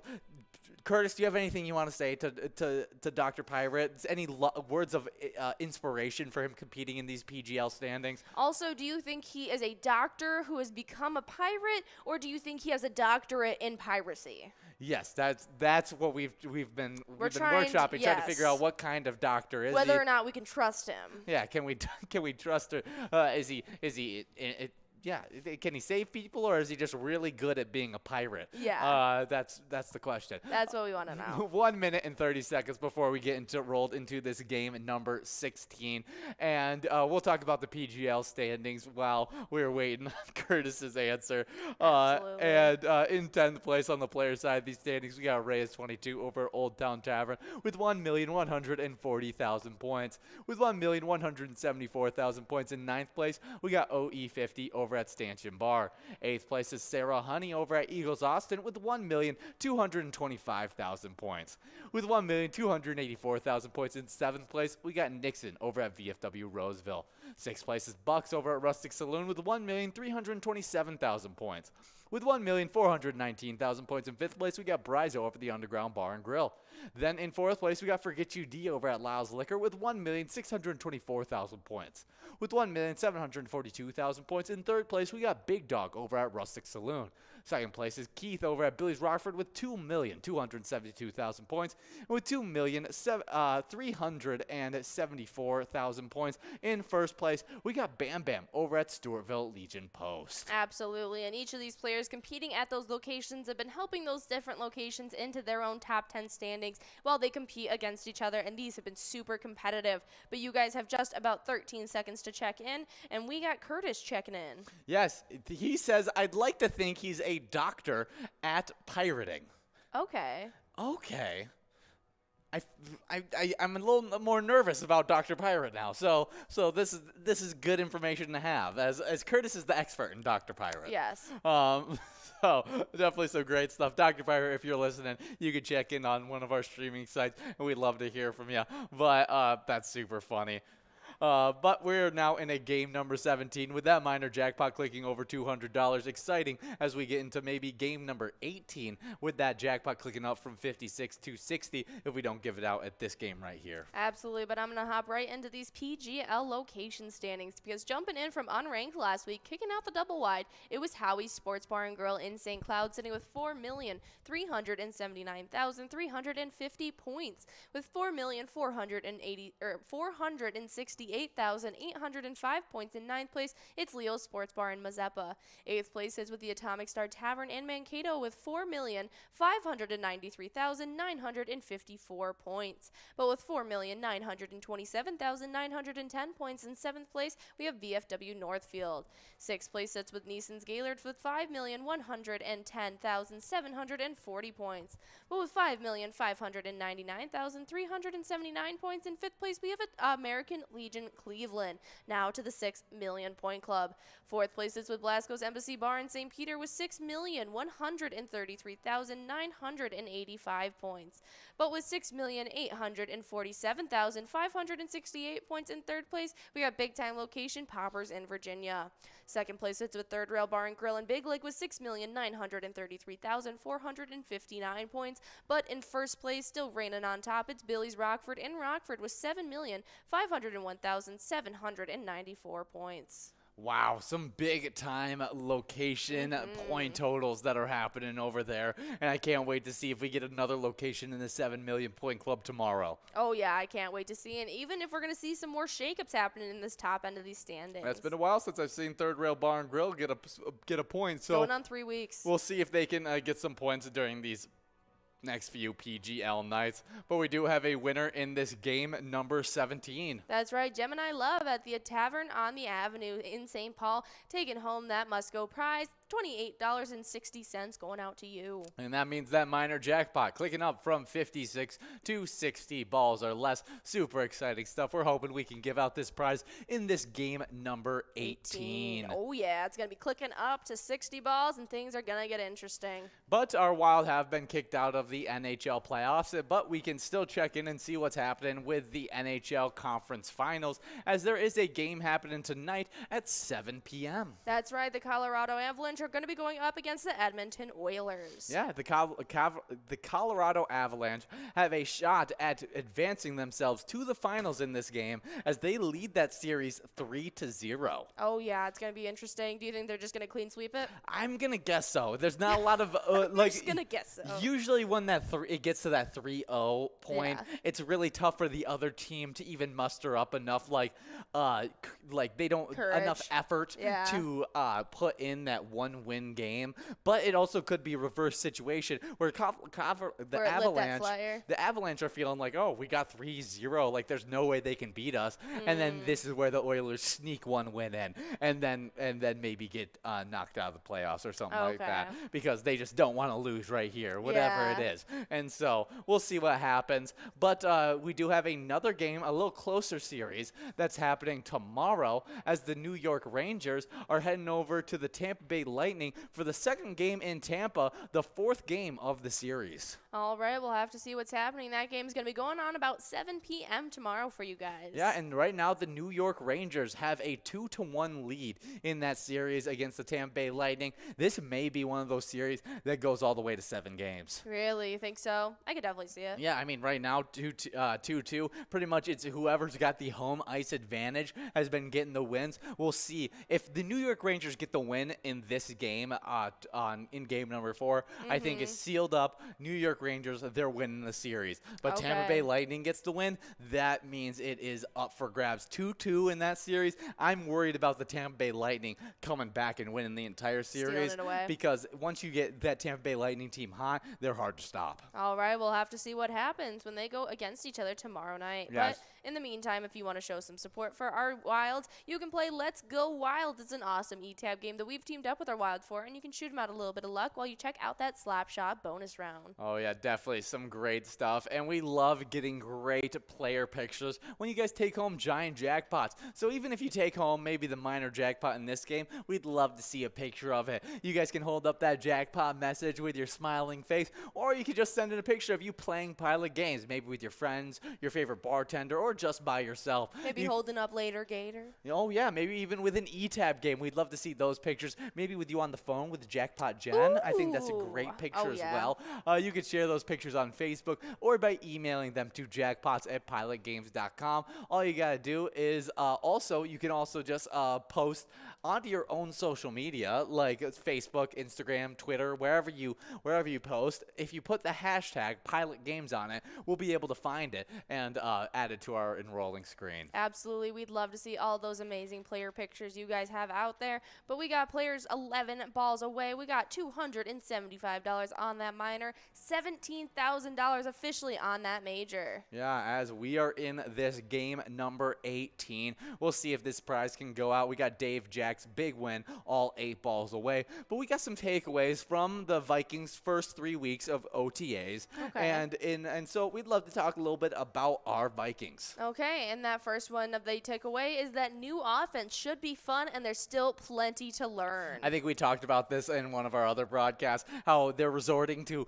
flashcards. That's so funny. People are just they're doing whatever they can actually studying to learn this new playbook, because it is a little bit more in-depth, a little bit more confusing. But I think by the end of everybody learning it, it's going to end up being a really fun offense, and we're going to be putting up a lot of points during this season. Absolutely. That second thing they are taking away is that players are all smiles about that new coaching staff. I think we've only ever heard these positive reinforcements after hearing about these coaching After staff. moving off from the Zimmer, who was a little bit more of a serious head coach, you get that fun, competitive side from this new coaching staff. I think it's a huge benefit, especially with the player personalities that we have on this team. Definitely. I think it's only going to make them better. I wholeheartedly agree. But we do have Meatball Me over at the Unofficial in St. Anthony, taking home $54 in that game. Good job, Meatball Me. Nicely done. Hopefully you can get yourself some meatballs with that winnings. Yeah, maybe on a stick. I don't know. I just thought of the guy from iCarly that had like all the random things on a stick. Are you talking about the smoothie guy that would have bagels on a stick, tacos Anything on a stick? Yeah. Yeah, you know, when you said it like that, it reminded me of Jeff Dunham, the comedian, who has the jalapeno on a stick. Oh, and he says on a stick. Yes, and that's what it reminded me of. Yes, I know exactly what you're talking about. I can see where because I think on a stick. I was quoting him, but making of the iCarly reference. Yeah, thinking of the iCarly thing. But good stuff. We're still talking about our Vikings, and we've only talked about the first two things that we've taken away from these 3 weeks of OTAs. Absolutely, and that third thing is that Mond is getting a fair shot. Yeah, Kellen Mond, the third round draft pick that we had last season, didn't really look like he was going to get a lot of playing time in the old regime, but it looks like he has found a little bit more of a rhythm with this new regime and may get some more opportunities to play and take over as what we thought maybe be the replacement for Kirk Cousins. It may be Mond still in the works, but it really didn't look like it in his rookie season, but you never know as seasons come. Okay, we'll have to see what happens as we get closer to the season.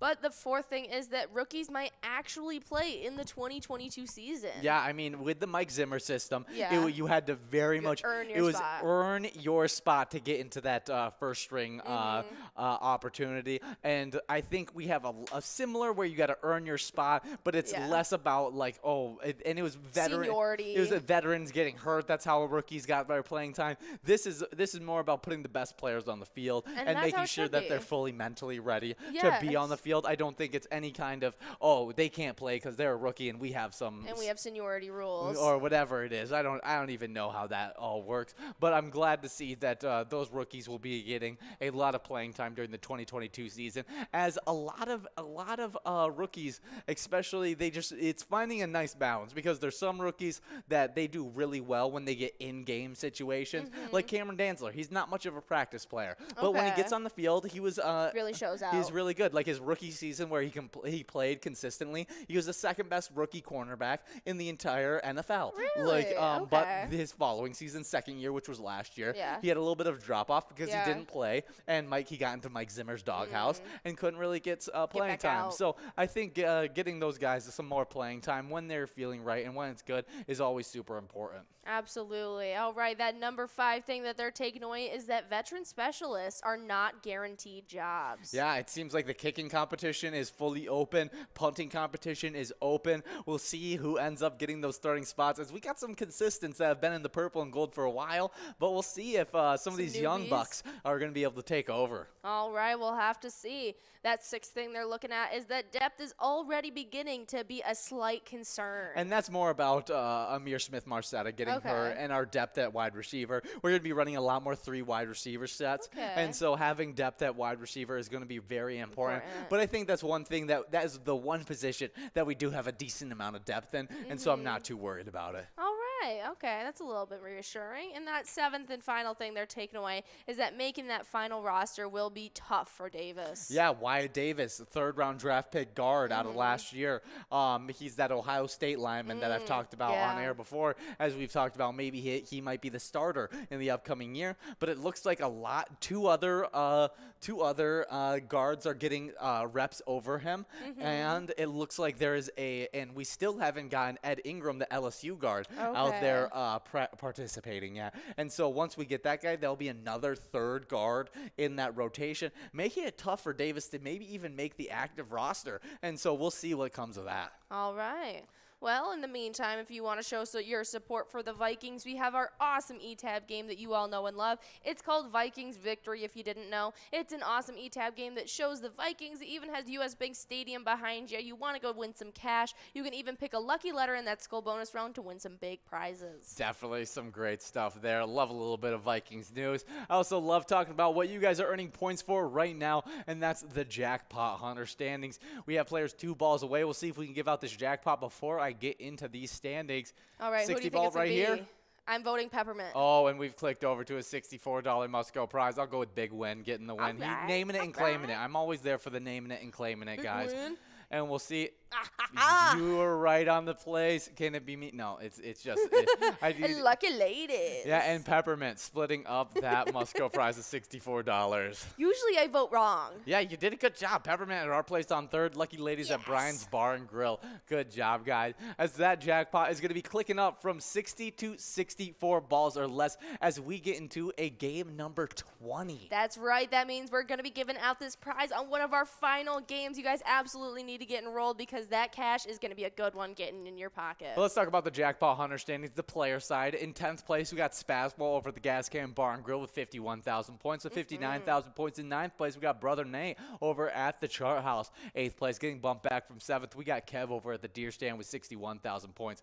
Moving from a 7th place tie to a 6th place tie, we got 2A Grill over at Jimmy G's Bar, tying it up with Kimmy over at Nisawa Legion. They both have 63,000 points. With 65,000 points in 5th place, we got Crazy Kid over the Tasty Pizza Hanger.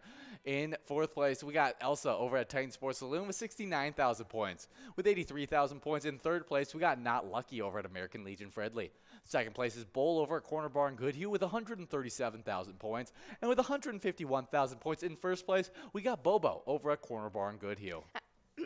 Wow, right as I was about to. All right, well, in our location standings, things have been getting shaken up as well. And we start off in 10th place with Titan Sports Saloon in Oakdale with 97,000. With exactly 100,000 points in 9th place, we have American Legion Fridley. 8th place is with Shady's Railside in Rice with 101,000 points. But with 111,000 in 7th place, we have Riverboat Depot in Sartell. Only 1,000 points separating them in the next location as the Tasty Pizza Hanger 45 in Hilltop sits with 112,000 in 6th place. 5th place is Gas Can Bar and Grill in Brainerd with 119,000. 4th place sits with Concordia Lanes in Newham with 136,000. But with 217,000 in 3rd place, it's Carbone's Pizza CR Billiards. 2nd place is VFW Spring Lake Park with 260,000. And then with a whopping 405,000 points in 1st place, we have Corner Bar and Goodhue. Definitely some great locations out there. Really killing it in these standings, setting records actually, as Corner Bar and Goodhue has already set records and continue to push those crazy records. We got about 20 seconds before we get into this next game, game number 20 of Jackpot Hunter, a minor prize of $486 that you take home in 64 balls or less. This should be a good one. A minor prize of $17,173 that you take home in 51 balls or less, and that mega prize of $100,000. We'll see which one of these prizes go out during this game right here. But we do have some celebrity birthdays to get in as balls are dropping in this game number 20. Absolutely, and that first one in 1944 is Tommy Smith, the American athlete and 200-meter sprinter who was the first ever to break the 20-second barrier, performed by the Black Power salute whilst accepting his Olympic gold medal in 1968. Yeah, it was a big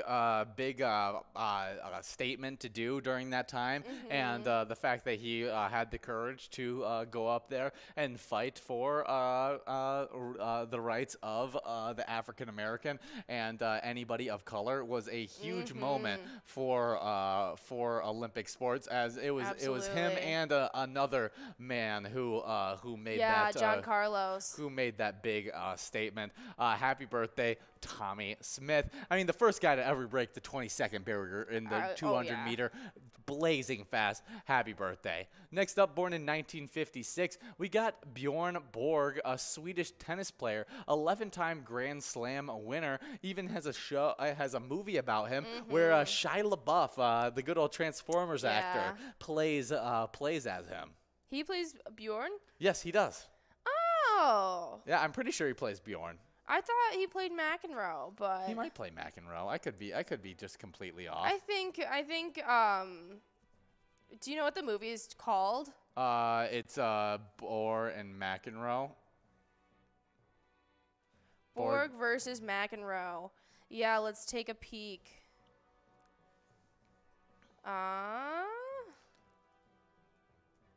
Let's see. Yeah, see I who can't plays see who plays who. Yeah, just Yeah, no, Shia LaBeouf plays McEnroe and Severe Gudnason plays okay. Bjorn. Yeah, Bjorn, a really, really talented player. We do have a jackpot going out to Bill Pipery over at the American Legion Blue Earth, taking home a whopping $590, actually $91 jackpot on that one. Good job, Bill Pipery. As we're going to take a break as you guys head into this next game, and we'll be back for a game number 22. All right.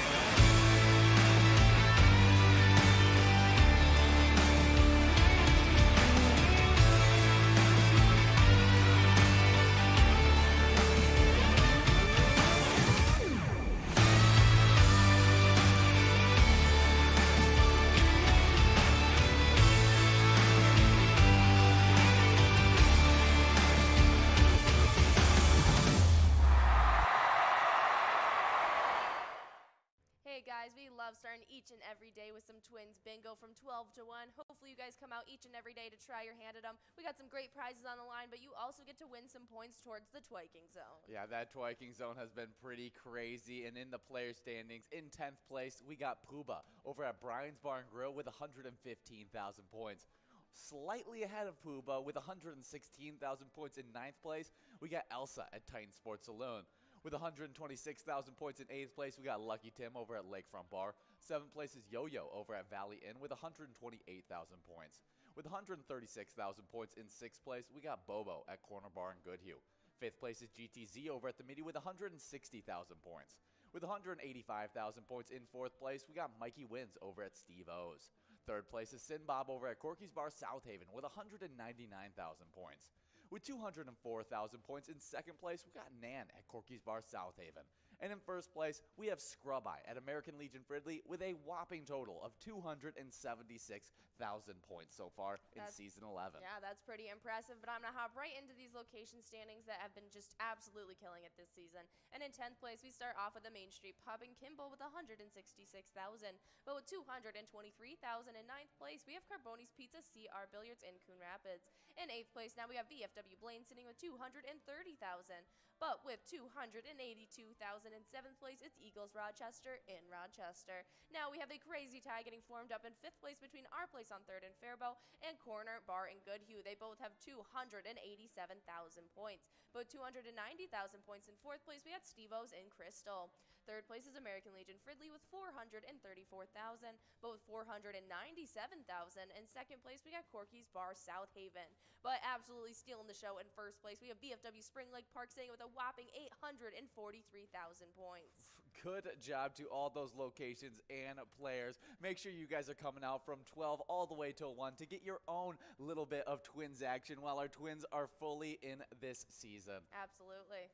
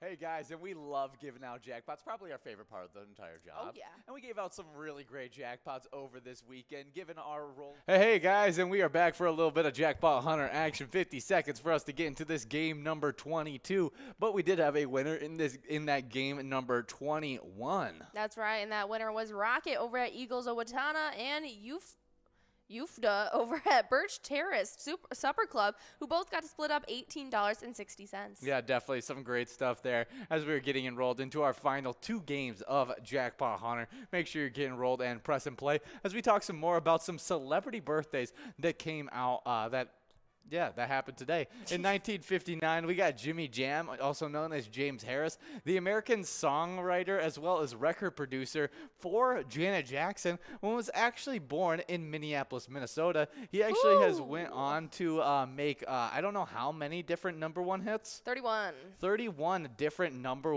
top 10 hits in the UK and 41 in the US. Oh, yeah, that's pretty cool. He was also in a group called, what was it? Jam and Lewis, as well as Jimmy and Terry.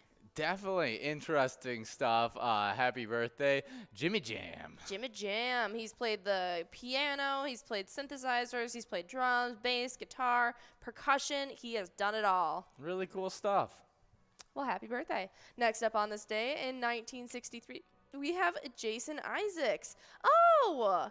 Happy birthday. We just watched him last night. He's an English actor in the Harry Potter series known as Draco Malfoy's father. I can't necessarily think of his name, but he's also in The Patriot. Yeah, definitely plays a good he's just a good actor in general. Yeah, he also plays Captain Hook in Peter Pan. Yes. Lucius Malfoy, that's his name. Lucius Malfoy. Love him with that long white hair. It's a great look. Yes, he's also in The Patriot. He plays Colonel Williams, which was the main villain of that movie, which was very he did a really good job. He did a great job. It's just a horrible character. Oh yeah, he's a terrible character. Tyrant and of a man. So I'm glad that it ended up the way it did. Yes. But it's super interesting to see. I never would have connected them though. Lucius Malfoy is a distinct individual in my head. Oh yeah, because of the hair. It really throws it off. Yes, it makes him so hard to recognize. And he does it. He looks different in a lot of different other roles because he's played in quite a few different things, being in a lot of just random shows that he was in Star Wars Rebels. He's been in the new Scooby-Doo series, Scoob. He was even in Cars, too. Yeah, he's in Avatar: The Last Airbender, the animated series. I think that's the... No, this is the animated series. Really? Yes, I think I'm pretty sure it is. Yeah. As I want to know what he played in it now because I'm a big fan of that series. Had a really fun time. But we do have a winner. Yeah, we have over at Moonlight Bay taking home that Musco prize of $24. He plays Admiral Zhao. Zhao. Okay. Yes. Is that his uncle? No, it's a Admiral of the Fire Nation. Yeah. Not Uncle No. No, he's not Uncle Iroh. No, I knew he wasn't Iroh. I just thought that he might be a different uncle, but then No, he was the one that kind of had like a superiority complex over Zuko. Yes, and he wanted to be the next in command. Yeah, and didn't want Zuko to ever come to power. Exactly. And so, very interesting stuff. Definitely did a good job voicing him. Interesting. Absolutely. He just does great work and anything. Oh my goodness, he's the father in Abduction with Zac Efron. Not Zac Efron. I just saw him. He popped in my head. Taylor Lautner. He plays Dick Dastardly in the Scoob. In the Scoob series. Scoob movie that just got released in 2020. Oh, it's a movie. Yeah. Interesting. Yeah, definitely some cool stuff. Well, happy birthday, Jason Isaac. Definitely enjoyed just a recent film of his, The Patriot. Yeah, and I just watched it yesterday. And we watched the Harry Potter films on a regular basis. Oh my goodness, I've seen the Harry Potter films through and through. Yes. I'm a nerd. It's okay.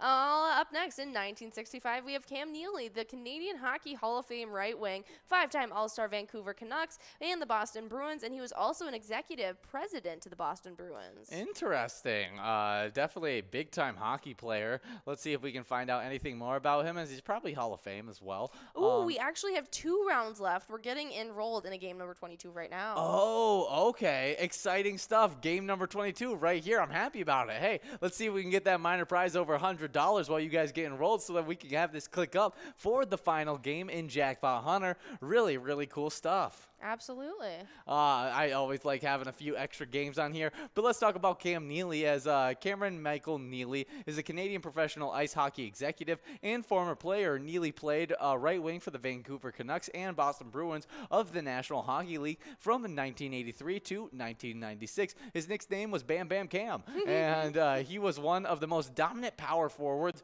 of his generation. Yeah, he turns 57 today. Happy birthday. Yeah, happy birthday. Absolutely. Also on this day in 1978, a little bit sadder of a tale, it's Judith Barcy, the American child actress known for her work in Land Before Time. She played Ducky. She was in a whole bunch of other stuff. She was All Dogs Go to Heaven.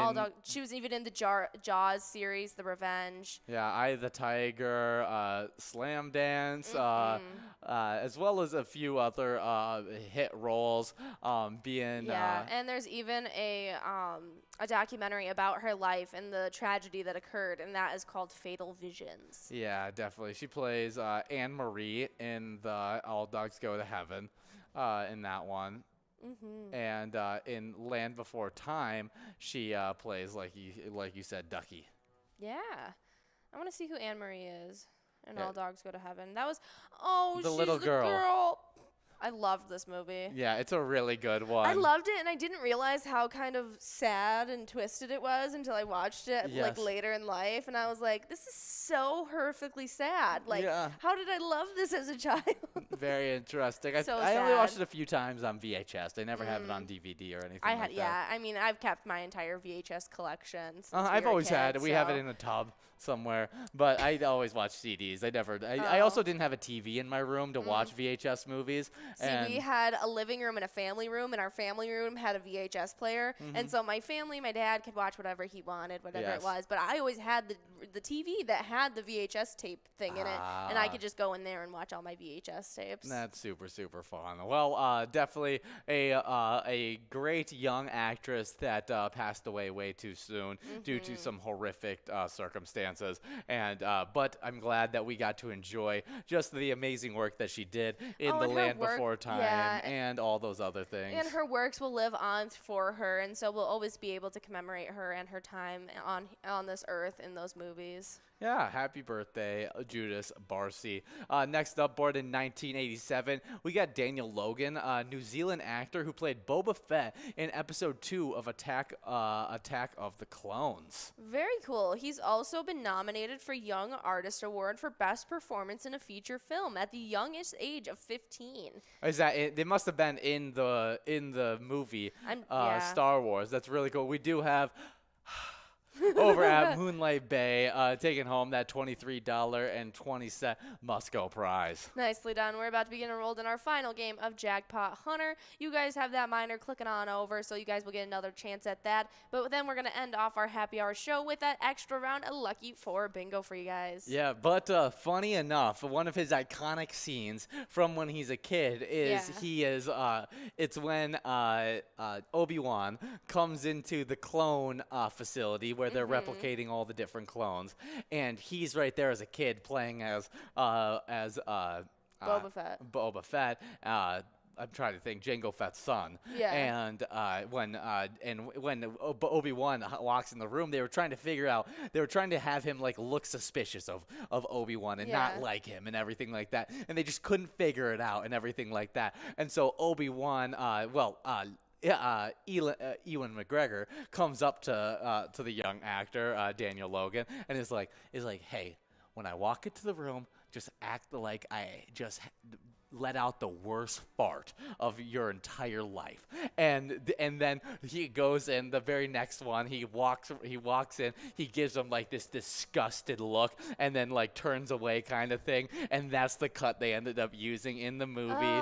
He ended up being like a big scene in the production. That's hilarious. That's a little bit of Joey Tribbiani's acting repertoire from Friends. Joey, his that just reminded me of it. His method for acting was smell the fart method, where it always made him have that look on his face, like, and it's the smell the fart face, and that's how Joey Tribbiani got famous. Yeah, and so that's also how Daniel Logan, I guess, got some good acting tests from Ewan McGregor. Right on. I definitely like it. I think it's a fun actor and was part of one of my favorite Star Wars movies as a kid. Definitely.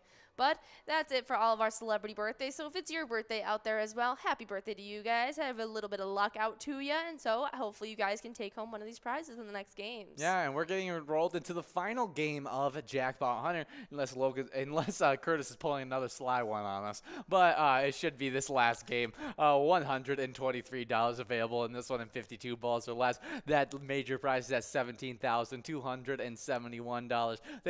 Take home in 51 balls or less.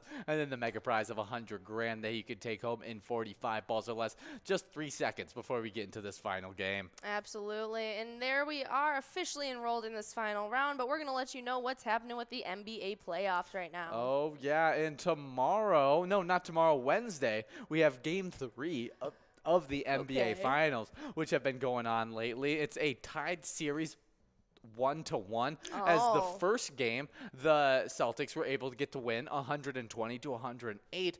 But in this last game, the Warriors were able to get the win with 107-88 in that game. Absolutely. So we'll have to see what's going to go on Wednesday. Yeah, let's see who are those big-time players for the Warriors. As looks like Steph Curry was a big-time player, 29 points, 4 assists, 6 rebounds, with the second leading scorer having 17 points in Jordan Poole, who is a great young star that's really been coming up.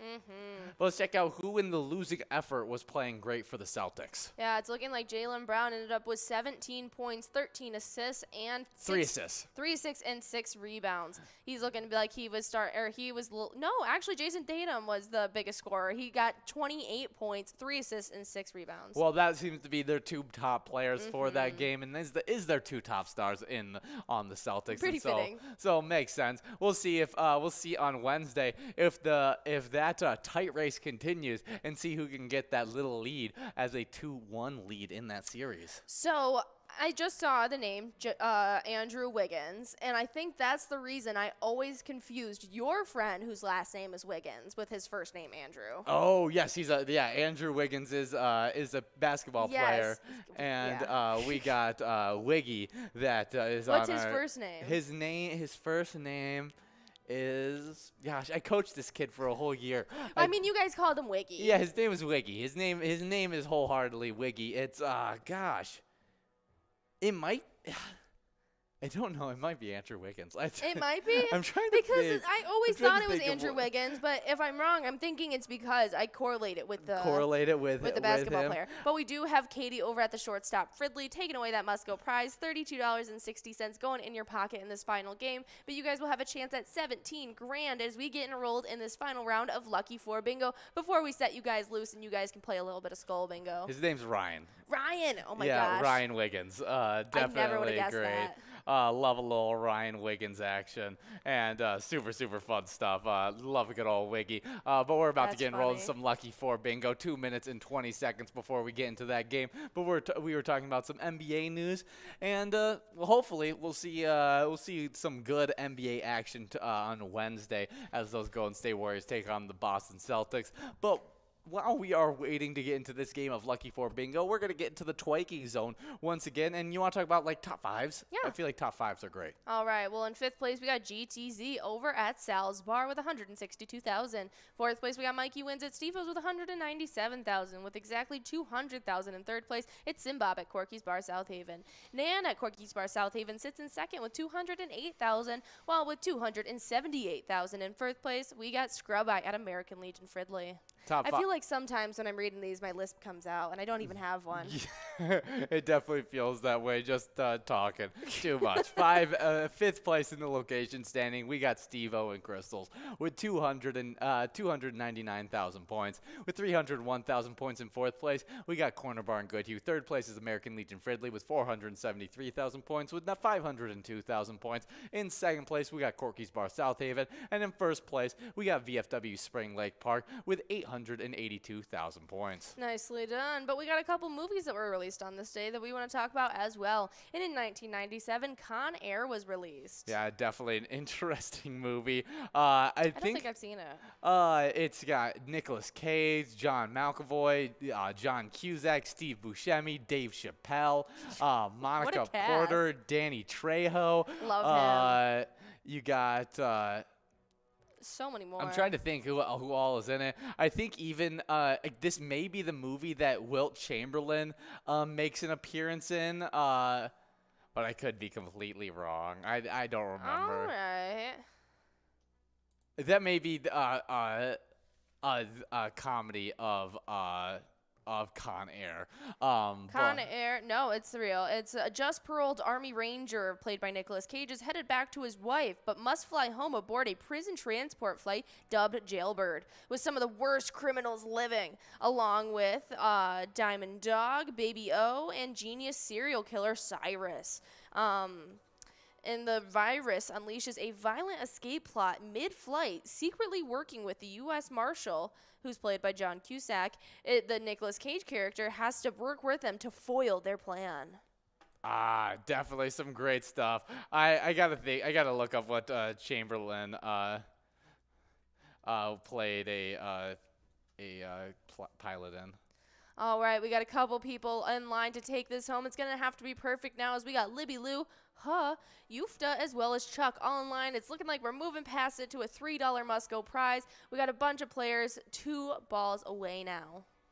Okay, well, I'll move on from that. Definitely. It's Kareem Abdul-Jabbar, actually, and I looked it up wrong. Well, definitely some fun movies. 2003, we got Too Fast, Too Furious being released. Definitely a great Fast and Furious edition. In 2008, You Don't Mess with the Zohan. You Don't Mess with the Zohan. In 2008, Kung Fu Panda. In 2014, The Fault in Our Stars. And in 2016, Now You See Me 2. Oh, I haven't seen any of that series. Yeah, really, really fun stuff. Absolutely. But there it is. Libby Lou taking home $3 at VFW Columbia Heights. 1, 6, 70, and 63 are your lucky numbers. But we want to spotlight a singular player in this because the largest jackpot winner of the weekend was Lagartha over at Mana Hilltop Tavern, taking home $3,718. And everyone playing at Mana Hilltop Tavern is supporting the Eden Valley Lions Club. Their mission is to empower Lions Club volunteers and partners to improve health and well-being, strengthen community, and support those in need through humanitarian services and grants that impact lives globally, and to encourage peace and international understanding. We'll take that into consideration as you guys move forward, playing a little bit of Skull Bingo that each and every location you play at supports an even greater charity. And remember, while you play Pilot games, your community wins. Hooking up the best ribs in America. Having a great time so far. We got a picture with John Randall. It's pretty awesome. John Randall is like my favorite. Skull, skull, skull, baby. Really cool seeing John Creasel. Really cool listening to him talking his story. This is my first PyCon, and I've had a blast.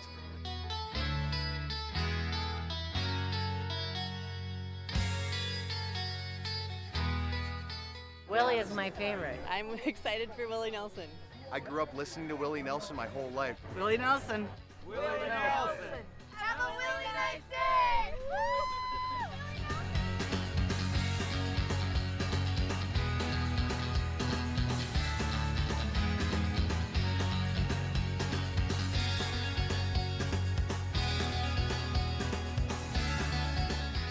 The entertainment, the people watching, cocktails, t-shirts.